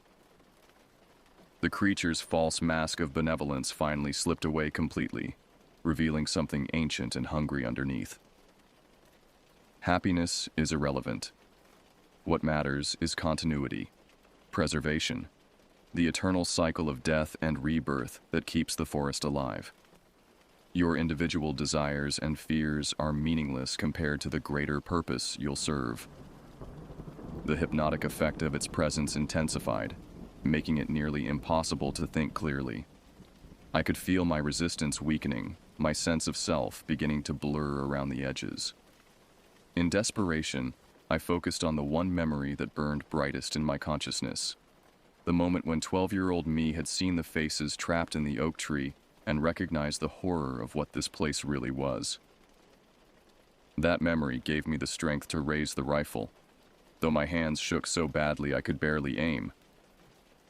"I won't become part of you willingly. Then you'll become part of me unwillingly. The end result is the same." The creature began moving toward me with inhuman speed, its limbs extending and reshaping themselves as it abandoned any pretense of human form. I pulled the trigger repeatedly, each shot echoing through the forest like thunder. The bullets struck their target but seemed to have no effect, passing through the creature's shifting mass without causing visible damage. As it reached for me with appendages that resembled twisted branches more than arms, I heard my grandfather's voice one final time. Not the false version the creature had been projecting, but Vincent's true voice, faint but unmistakable. "Run, boy. Get to the road. Don't look back." I didn't question the source of the warning.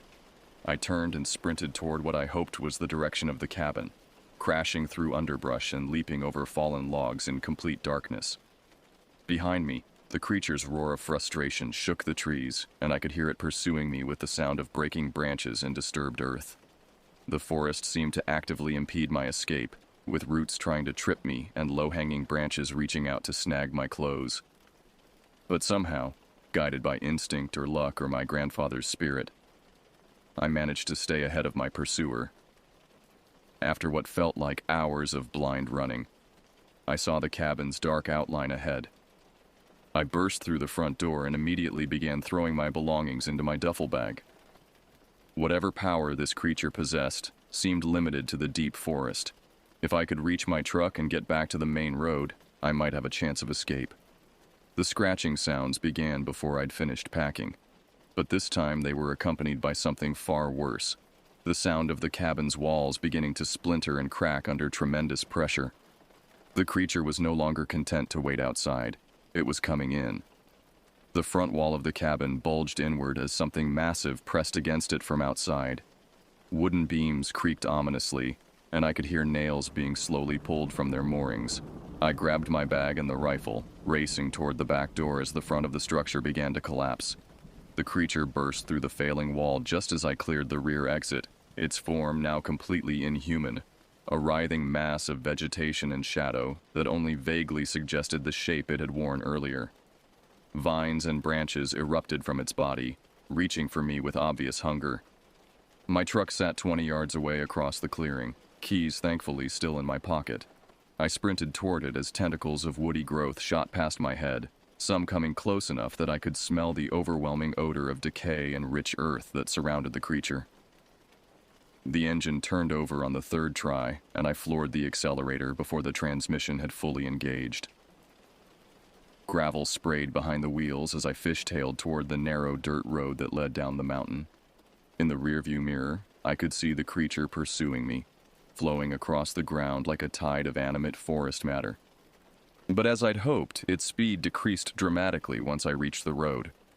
Whatever this thing was, it seemed bound to the deep wilderness, unable to venture far from its core territory. By the time I reached the paved highway 15 minutes later, I could no longer see any sign of pursuit. I drove straight through the night, stopping only for gas and avoiding any unnecessary contact with other people. The rational part of my mind kept insisting that I'd suffered some kind of psychotic break, that stress and isolation had caused me to hallucinate the entire encounter. But the cuts on my arms from crashing through the forest were real enough, and when I finally stopped at a motel 50 miles away, I could still smell that distinctive odor of earth and decay clinging to my clothes. The next morning, I called the sheriff's office in Cedar Falls and reported a gas leak at my grandfather's cabin. I explained that I detected a strong odor that made me feel dizzy and disoriented, and that I'd evacuated the property as a safety precaution. The deputy who took my statement seemed more concerned about potential liability issues than any supernatural activity, which suited me perfectly. 3 days later, the local newspaper reported that Vincent's cabin had burned down in an apparent electrical fire. The article mentioned that the structure was a total loss, but that no one had been injured. I felt a mixture of relief and sadness reading the brief report. Relief that the creature's lair had been destroyed, and sadness that the last physical connection to my grandfather was gone. I returned to my apartment in the city and tried to resume normal life, but the experience had changed me in ways I couldn't ignore. Every shadow seemed potentially threatening, and I found myself constantly looking over my shoulder as though something might be following me. Sleep became elusive, filled with dreams of faces trapped in tree bark and voices calling my name from dark forests. 6 months later, I received a package with no return address. Inside was a photograph of the burned cabin site, taken from a considerable distance. The image showed the blackened foundation and scattered debris, but also something else that made my hands shake as I held it. At the edge of the frame, barely visible among the surrounding trees, stood a tall figure watching the ruins. Even in the grainy photograph, I could make out enough detail to recognize the silhouette. The creature had survived the fire, probably by retreating deeper into the forest until the danger passed. It was still there, still waiting, still hungry for the kind of unique consciousness that my family seemed to provide. I moved across the country the following week, telling no one my destination. I changed my name, got a new job, and tried to build a life that had no connection to my past. But I know the distance is only a temporary protection. The creature absorbed my grandfather's memories, which means it knows everything Vincent knew about our family. Our names, our faces, our locations. Someday, it will come looking for me. Or maybe it will wait for the next generation. When I have children who carry the same genetic sensitivity that has plagued my bloodline for over a century. The hunger that drives this ancient thing is patient and persistent, and it has all the time in the world to wait for the right opportunity. Sometimes late at night when the shadows seem deepest, I think I can hear my grandfather's voice calling my name from somewhere far away. The sound carries a warning that echoes across impossible distances, reminding me that some family legacies are curses rather than gifts, and that the most dangerous inheritance isn't money or property. It's knowledge of things that should have remained hidden in the deep, dark places where human beings were never meant to venture. I've written this account as a warning to anyone who might encounter similar phenomena. If you inherit property in isolated wilderness areas, if your family has a history of mysterious deaths or disappearances, if you hear voices calling from the forest that sound like people you love, don't investigate. Don't try to understand. Just run, as far and as fast as you can, and pray that whatever hunger you've awakened doesn't have the patience to follow you to civilization. Because some things that live in the deep woods are older than human memory, and they have learned that the best way to survive is to wear the faces of those we trust most. They know that love and curiosity will draw us back to places we should avoid, and they are willing to wait generations for the perfect opportunity to add our voices to their eternal, hungry chorus. The forest remembers everything, and now, unfortunately, so do I.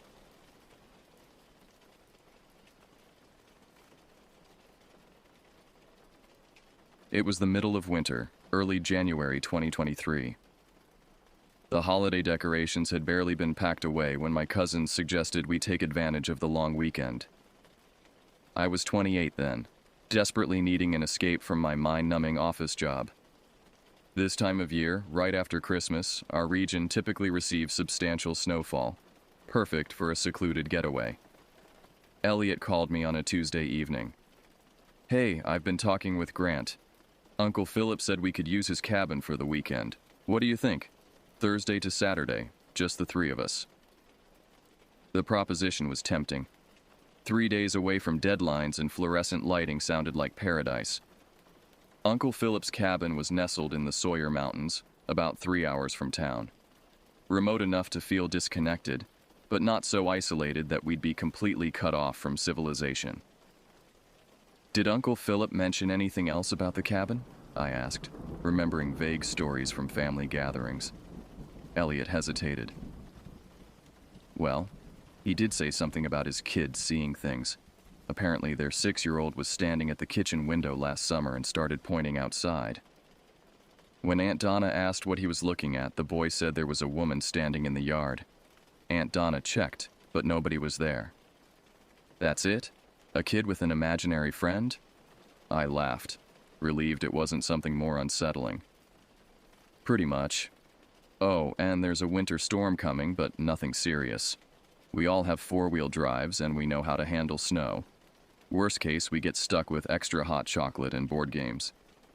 I agreed without much hesitation. The three of us had been close since childhood, Elliot with his perpetual optimism, Grant with his practical sensibility, and me somewhere in between. If anyone could make a weekend in a potentially haunted cabin enjoyable, it was us. We spent the next day gathering supplies, food to last 3 days, sleeping bags in case the heating was unreliable, firewood, portable chargers, and a medical kit, Grant's insistence. The meteorologist on the evening news mentioned potential heavy snowfall in the mountains, but nothing that concerned us. We'd driven through worse conditions before. What I didn't realize then was how thoroughly we'd underestimated both the weather and the cabin itself. Had I known what waited for us in those mountains, I would have fabricated any excuse to stay home. But ignorance propelled us forward, 3 cousins seeking relaxation, unaware that we were driving straight into a nightmare that would forever change us. Thursday afternoon arrived with overcast skies and a steady drop in temperature. We loaded our respective trucks, mine a weathered Ford, Elliot's a relatively new Chevy, and Grant's rugged Dodge, and began our journey at precisely 2:15 p.m. The plan was to reach the cabin before dark, get settled, and enjoy a warm dinner by the fireplace. The first 2 hours of driving were uneventful. We traveled in a convoy, maintaining visual contact through our rearview mirrors. The radio forecasted increasing snowfall for the mountains, but nothing that set off alarm bells. As we turned onto the unmarked gravel road leading to the property, light flurries began dusting our windshields. "This is nothing," I reassured myself, watching the wipers clear thin layers of white powder. "Just enough to make it feel like a proper winter retreat." The cabin appeared gradually through the trees, a large 2-story structure built primarily of dark timber and stone. It was considerably more imposing than I'd imagined from Uncle Philip's descriptions. The roof sloped steeply to prevent snow accumulation, and the windows were smaller than modern designs, giving it an older, more ominous appearance than I'd expected. We parked in a semicircle facing the cabin's entrance, the snow now falling steadily around us. The temperature display on my dashboard read 28 degrees Celsius. "Home sweet home for the next couple days," Elliot called out as we grabbed our bags. His breath formed dense clouds in the frigid air. The cabin key was hidden under a hollow rock by the front steps, exactly where Uncle Philip said it would be. The door opened with a protesting creak, revealing a surprisingly spacious interior. The main floor consisted of an open living area with a stone fireplace, a kitchen with dated appliances, and a dining space with a heavy wooden table. A staircase led to the second floor, where I presumed the bedrooms were located. "It's cold as hell in here," Grant muttered, dropping his bags near the entrance. "Let's get a fire going before we unload everything else." The fireplace was substantial, clearly the main source of heat for the cabin. While Grant inspected it, Elliot and I explored the rest of the space. The kitchen cabinets contained basic cooking utensils, mismatched plates, and a few pantry staples. A landline telephone sat on a small table in the corner, our only communication with the outside world, as cell service was non-existent this far into the mountains. Upstairs, we found 3 bedrooms, 2 with queen beds and 1 with twin beds, plus a bathroom with a clawfoot tub and no shower. The walls were decorated with faded photographs of landscapes and ancient hunting trophies that stared down with glass eyes that seemed to follow our movements. "I call the room that doesn't have dead animals watching me sleep," I announced, claiming the smallest bedroom with the twins. By the time we finished unpacking, Grant had a robust fire crackling in the fireplace. Outside, the snow was falling more heavily, accumulating on the ground at a concerning rate. The wind had picked up as well, whistling through tiny gaps in the cabin's structure. "I think we beat the storm by just a couple hours," Grant said, looking out the window. "Another hour on the road, and we might have had trouble getting here." We settled in for the evening, preparing a simple dinner of pasta and canned sauce. The cabin grew warmer, more inviting, as night fell completely. We sat around the fire with beers in hand, exchanging stories and laughing, 3 cousins enjoying the isolation and each other's company. None of us mentioned the child's story about the woman outside the window. None of us wanted to invite that thought into our consciousness as darkness enveloped the cabin, and the sounds of the forest became increasingly audible through the howling wind. It was nearly midnight when we decided to turn in. The storm outside had intensified, battering the windows with snow and creating drifts against the cabin walls. The wind produced strange sounds, moans and whispers that I attributed to air passing through the trees and the cabin's old timber frame. As I climbed into bed, pulling the heavy quilt up to my chin, I noticed how the moonlight filtered through the snow-crusted window created unusual patterns on the wall. Shadows that seemed to move independently of their sources. I closed my eyes tight, forcing myself to attribute it to fatigue and the effects of the beer. I fell asleep listening to the storm's fury, unaware that it was the last peaceful night's sleep I would have for a very long time. I awoke to the unmistakable aroma of breakfast cooking, bacon sizzling, eggs frying, the rich scent of freshly brewed coffee. The smell was so vivid, so enticing, that it pulled me from the depths of sleep instantly. Sunlight streamed through the window. The storm had passed during the night, leaving behind a pristine white landscape. The bedside clock read 7:23 a.m. Unusual for either Elliot or Grant to be awake this early on vacation, but the smell suggested someone was preparing a feast.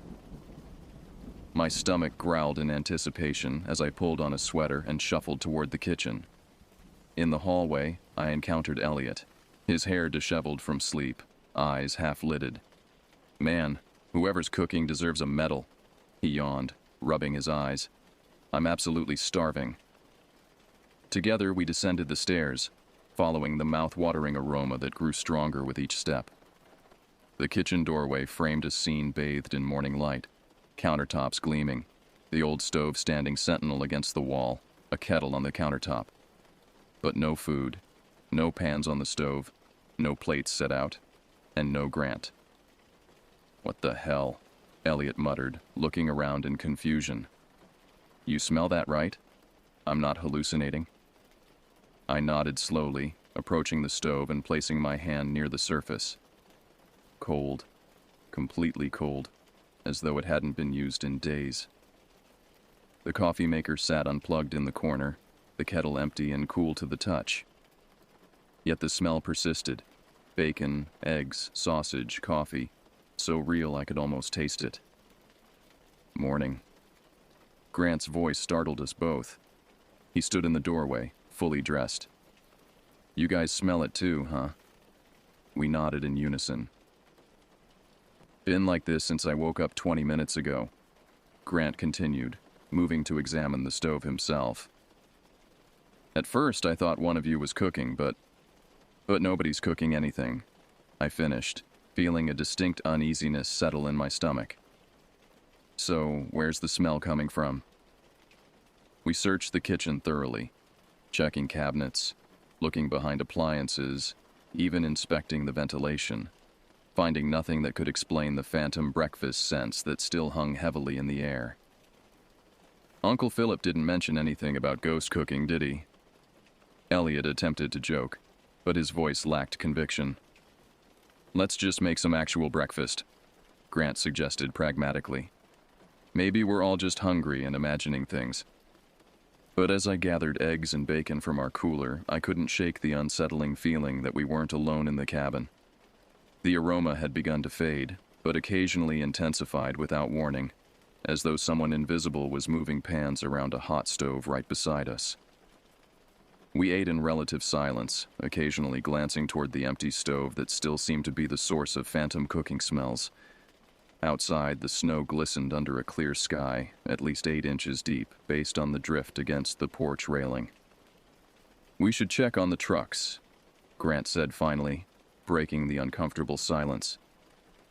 Make sure they're good to go in case this weather turns again. Forecast said there might be another system moving in tomorrow. The suggestion seemed reasonable, practical even. But as we bundled up to step outside, I couldn't help feeling we were all looking for an excuse to leave the kitchen and its inexplicable sensory anomaly behind. None of us mentioned that the cabin's young visitor had only reported seeing a woman outside, not experiencing phantom smells. None of us wanted to consider what that might mean. That perhaps the cabin had more than one story to tell. The day had transformed into a postcard-perfect winter scene. Sunlight reflected brilliantly off the snow, and the trees stood heavily laden with white. Under different circumstances, I might have found it beautiful. Instead, every shadow among the trees seemed to harbor watchful eyes, and the pristine stillness felt artificial, too perfect, too quiet. We trudged through knee-deep snow to our vehicles, our boots leaving deep impressions in the untouched white surface. The temperature had risen slightly, but remained well below freezing. Let's start them up and let them run for a bit, Grant suggested, pulling keys from his pocket. Battery drain happens fast in this cold. I nodded in agreement, reaching my truck first.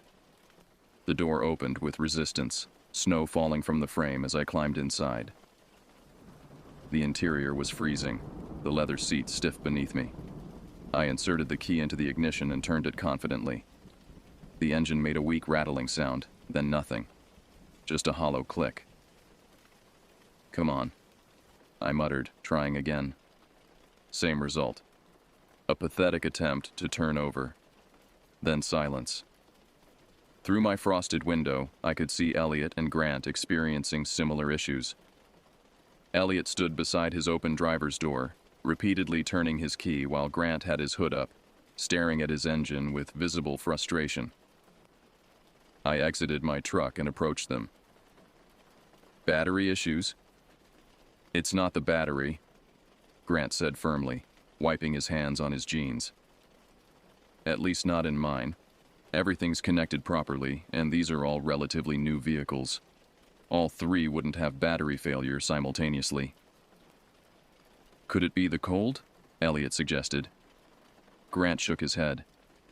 We've driven in colder conditions. Something's not right. We spent the next hour checking engines, connections, and fluids. All 3 trucks appeared to be in perfect working order, yet none would start. It made no mechanical sense. Let's call for help, I suggested, remembering the landline inside. Maybe Uncle Philip knows someone nearby with jumper cables or a tow truck. Back inside, I lifted the phone receiver and pressed it to my ear. No dial tone, just empty, hollow silence. "Phone's dead," I announced to the others who had followed me in. "Must be the storm knocked out the lines." "Perfect," Elliot sighed, dropping onto the sofa. "So we're stuck here until someone realizes we didn't come home tomorrow?" "People know where we are," Grant reasoned. "If we don't show up by Sunday, someone will come looking." The implication settled over us like a heavy blanket. 2 more nights in this cabin, with no transportation and no communication. Under ordinary circumstances, it might have been merely inconvenient. We had enough supplies, shelter, and heat. But after the morning's inexplicable occurrence, the prospect felt distinctly more threatening. "We need more firewood," Grant said after a long silence. "I'll check the woodshed out back. You two see if there's any alternative communication here. A radio, anything." I watched through the window as Grant made his way to a small structure about 50 yards behind the cabin. The woodshed was barely visible through the trees, its dark shape contrasting with the surrounding snow. Grant's figure grew smaller as he trudged through the deep snow, eventually disappearing among the trees. Elliot and I searched the cabin for anything that might help our situation. Finding nothing but old magazines, board games with missing pieces, and dusty books on shelves. The isolation that had seemed appealing just yesterday now felt oppressive. 10 minutes passed, then 20. Grant should have returned by now. "I'm going to check on him," I told Elliot, reaching for my coat. Just as I was pulling on my boots, the front door burst open. Grant stood there, his face ashen, eyes wide with an expression I'd never seen on him before. Pure, undiluted fear. "There's someone else here," he gasped, slamming the door behind him and leaning against it. "I swear to God I'm not making this up." "What happened?" I demanded, helping Grant to the sofa. His hands were trembling violently, and his breathing came in rapid, shallow bursts. "I was loading firewood," he began, his voice unsteady. "I had my arms full, ready to head back. Then I heard someone laugh. A woman's laugh, soft, almost playful, like she was amused by something." Elliot and I exchanged glances. "Maybe it was just the wind," Elliot suggested, but his tone lacked conviction. Grant shook his head emphatically. "No, it was a laugh, clear as day. I turned around and—" He swallowed hard. There was a woman standing about 20 feet away at the edge of the trees. She was wearing what looked like a white nightgown. Her hair was long, dark brown. She was just watching me. "Did she say anything?" I asked, trying to keep my voice level despite the cold fear spreading through my chest. "No." She smiled at me, then turned and walked behind the woodshed. I dropped the wood and ran after her. I thought maybe she lived nearby, could help us with the trucks or phone. But when I got around the shed, there was no one there. And the thing is, his voice dropped to a whisper. There were no footprints. None. Just untouched snow everywhere. The silence that followed was deafening, each of us processing what this meant. "We need to check," Elliot said finally, standing up. "All of us together." Nobody argued. We bundled up and ventured outside, staying close to one another as we approached the woodshed. The snow around it was disturbed only by Grant's footprints, deep indentations leading from the cabin to the shed and back, with a chaotic pattern where he had apparently dropped the wood and given chase. But there were no other prints. No sign that anyone else had been there. "I swear she was here," Grant insisted, his voice cracking. "Right there, by those trees." I approached the spot he indicated. The snow was pristine, unmarked by human passage. The surrounding forest stood silent, indifferent to our confusion and growing fear. "I believe you saw something," I said carefully.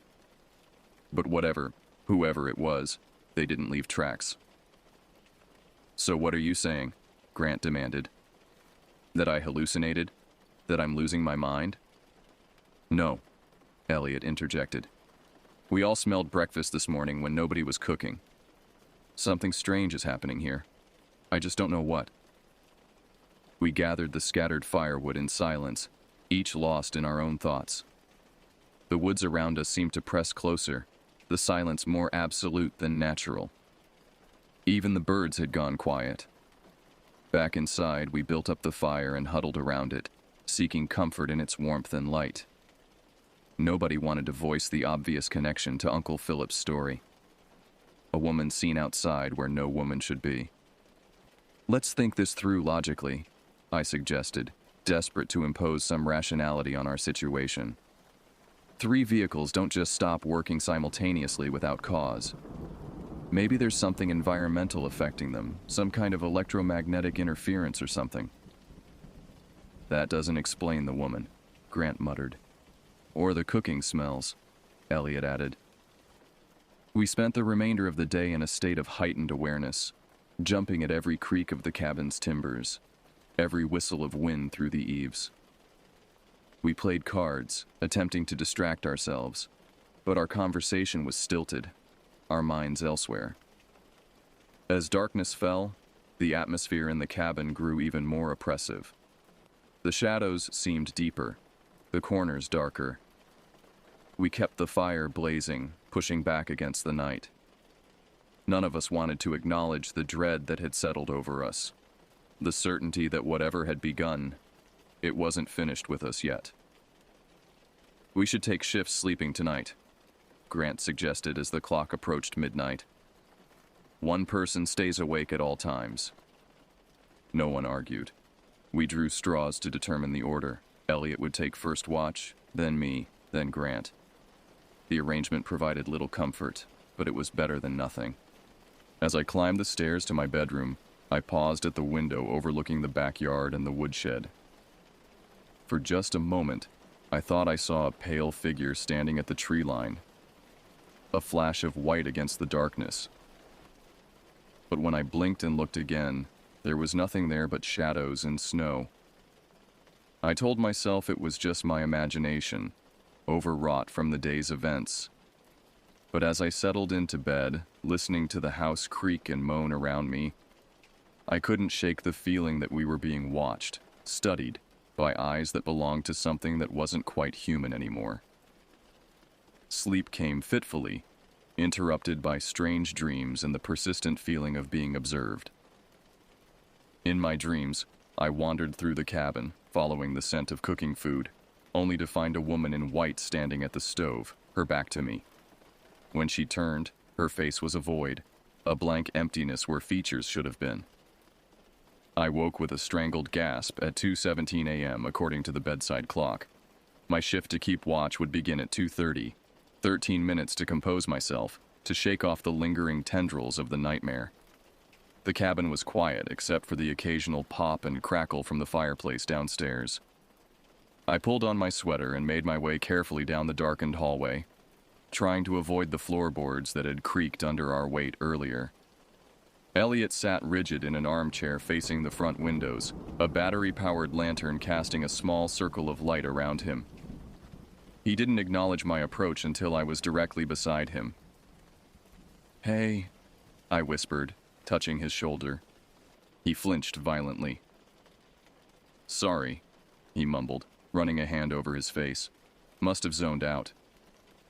"Anything happened during your watch?" He hesitated, then shook his head. "Nothing concrete, just noises, probably the wind." "What kind of noises?" "Scratching at the windows. And I keep thinking I hear someone walking upstairs, but then I remember you and Grant are up there, so..." He trailed off, leaving the implication hanging. "Well, I'm here now. Get some sleep." Elliot nodded gratefully and retreated upstairs. I took his place in the armchair, adjusting the lantern to cast light on both the front door and the kitchen doorway. The fire had died down to glowing embers, providing minimal heat and even less light. The silence was absolute. No wind, no creaking timber, no nocturnal animals. Just stillness so complete it felt unnatural, as though the world outside had ceased to exist, leaving only this cabin suspended in void. At 3:08 a.m., the scratching began. At first it was so faint I thought I'd imagined it, a light, almost tentative sound at the window to my right. Tiny noises like fingernails dragging gently across glass. I sat perfectly still, straining to locate the source. The scratching moved, from the right window to the left, then to the front door. Methodical. Deliberate. As though something was testing each entry point. "Hello?" I called out, my voice sounding thin and frail in the darkness. "Is someone there?" The scratching stopped immediately. The silence that followed was somehow worse, expectant, charged with potential energy. Then came the footsteps from the kitchen. Soft, measured steps on the wooden floor. The distinct sound of a heel, then toe. The gait of a woman walking slowly, unhurried. I raised the lantern, pointing its beam toward the kitchen doorway. Empty. Yet the footsteps continued, now moving across the kitchen toward the living room. Toward me. My throat constricted with terror. I wanted to call out for Elliot and Grant, but no sound would come. I was frozen, watching the empty doorway as the footsteps drew nearer. They stopped just at the threshold of the living room, at the exact point where the lantern light met darkness. "Who's there?" I finally managed, my voice cracking. A whisper came in response, so quiet I almost missed it. "I'm cold." The lantern flickered, dimmed, then went out completely. In the sudden darkness, I heard the footsteps resume, now moving directly toward my chair. I scrambled backward, tripping over the coffee table and landing hard on the floor. Pain shot through my elbow, but adrenaline overwhelmed it. I crawled frantically toward where I knew the fireplace to be, hoping to find a poker, a log, anything to defend myself. My hand closed around the metal handle of the fire poker, just as I felt something cold brush against my cheek, like fingers made of ice trailing along my skin. I lashed out blindly with the poker, connecting with nothing but air. The touch withdrew. The footsteps receded, moving back toward the kitchen, then up the stairs. Each creak of the steps distinct, deliberate. I fumbled with the lantern, shaking it desperately until it flickered back to life. The living room was empty. I shone the light toward the staircase, nothing visible, yet the footsteps continued their ascent. They stopped outside the bedrooms upstairs. "Grant, Elliot!" I shouted, finding my voice at last. "Wake up!" Doors flew open upstairs. Heavy footsteps, real solid footsteps, pounded across the hall as my cousins responded to my call. "What's happening?" Grant demanded, appearing at the top of the stairs, Elliot right behind him. "There's someone in the house," I gasped, still clutching the poker. "I heard footsteps coming up the stairs, right to where you're standing." They looked at each other, then back at me, their expressions a mixture of concern and fear. "There's no one here," Elliot said gently, descending the stairs. "We would have seen them." "I heard it," I insisted, "and before that, scratching at the windows. And..." I hesitated, not wanting to sound completely unhinged. "I heard a voice. It said, 'I'm cold.'" Grant joined us in the living room, his face grim. "I believe you. After what I saw today, I believe you." We rebuilt the fire together, none of us willing to be alone. The remainder of the night passed in tense silence, all pretense of sleep shifts abandoned. We sat vigil until dawn, jumping at every sound, watching the windows and doors for any sign of intrusion. When morning finally came, we were exhausted, strung out, and no closer to understanding what was happening in this isolated cabin in the mountains. The phantom breakfast smells returned with the morning light. Stronger now, almost overwhelming. None of us mentioned it as we moved mechanically through our morning routines, brewing actual coffee and preparing a simple meal of the few provisions we had left. "We need to try the vehicles again," Grant said between bites of dry cereal. "If they still won't start, we should consider walking out. The nearest town can't be more than 10 miles. 10 miles through snow this deep? Elliot shook his head. That's a last resort. Someone will come looking for us by tomorrow if we don't show up back home today. Unless they can't get their vehicles to start either, I pointed out grimly. Whatever's affecting our trucks could be more widespread. We fell silent, considering the implications. The strange occurrences in the cabin were terrifying, but at least we had shelter, heat, and some food. Venturing into the wilderness in winter conditions carried its own deadly risks. Let's check the trucks first, Grant decided. Then we'll make a plan. Outside, the day was clear again, the sun reflecting blindingly off the snow. We approached our vehicles with little hope, but went through the motions anyway, turning keys in ignitions, checking connections, tapping on gauges. As expected, none of the engines would turn over. This makes no sense, Grant muttered, slamming his truck's hood down in frustration. There's nothing mechanically wrong with any of them. We were heading back to the cabin when Elliot suddenly stopped, pointing toward the tree line beyond the woodshed. Look there. Is that a structure? I squinted against the glare of sun on snow. Something dark was visible through the trees, the corner of what might be another building, perhaps a quarter mile away. I don't remember seeing that yesterday, I said slowly. We were focused on the woodshed, Grant reasoned. Might have missed it. Could be another cabin. Maybe someone who could help us. The decision was unanimous. We would investigate. We marked our path with broken branches stuck upright in the snow, creating a trail we could follow back if visibility decreased. The trek was difficult, the snow reaching mid-thigh and some drifts, but determination pushed us forward. As we drew closer, the structure took shape. Not a cabin, but a small, weathered house. Its windows were dark, the paint peeling from its wooden siding. It had clearly been abandoned for some time, yet somehow had escaped the notice of whoever maintained Uncle Philip's property. The front door hung partially open, swollen with moisture and unable to close properly. We approached cautiously, calling out to announce our presence, though we were fairly certain no one would answer. Hello? Anyone here? We need some help. Silence greeted us. Grant pushed the door wider, and it groaned in protest as we entered. The interior was a single room, a small rustic dwelling with basic furnishings covered in dust and cobwebs. A cast-iron stove stood against one wall, a bed against another. A simple wooden table with 2 chairs occupied the center, and shelves lined with preserved foods and supplies covered another wall.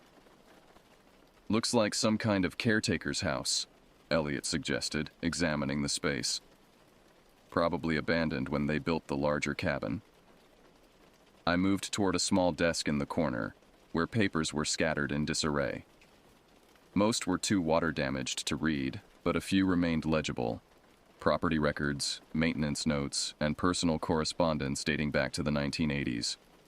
One envelope caught my attention, yellowed with age but protected from the worst of the elements by the desk drawer it partially protruded from. I carefully extracted it, finding a newspaper clipping inside along with a handwritten letter. The clipping, dated January 12, 1982, bore the headline, "Woman Found Frozen Near Mountain Cabin." I read it aloud to the others. The body of Josephine Harlow, 34, was discovered yesterday morning approximately 100 yards from her residence in the Sawyer Mountains. Authorities believe Harlow became disoriented during the severe blizzard that hit the region last weekend. She was found wearing only a nightgown, having apparently left her home without proper attire.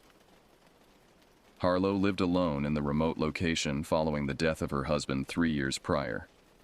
Neighbors report she had become increasingly reclusive and erratic in recent months. The county coroner listed cause of death as hypothermia.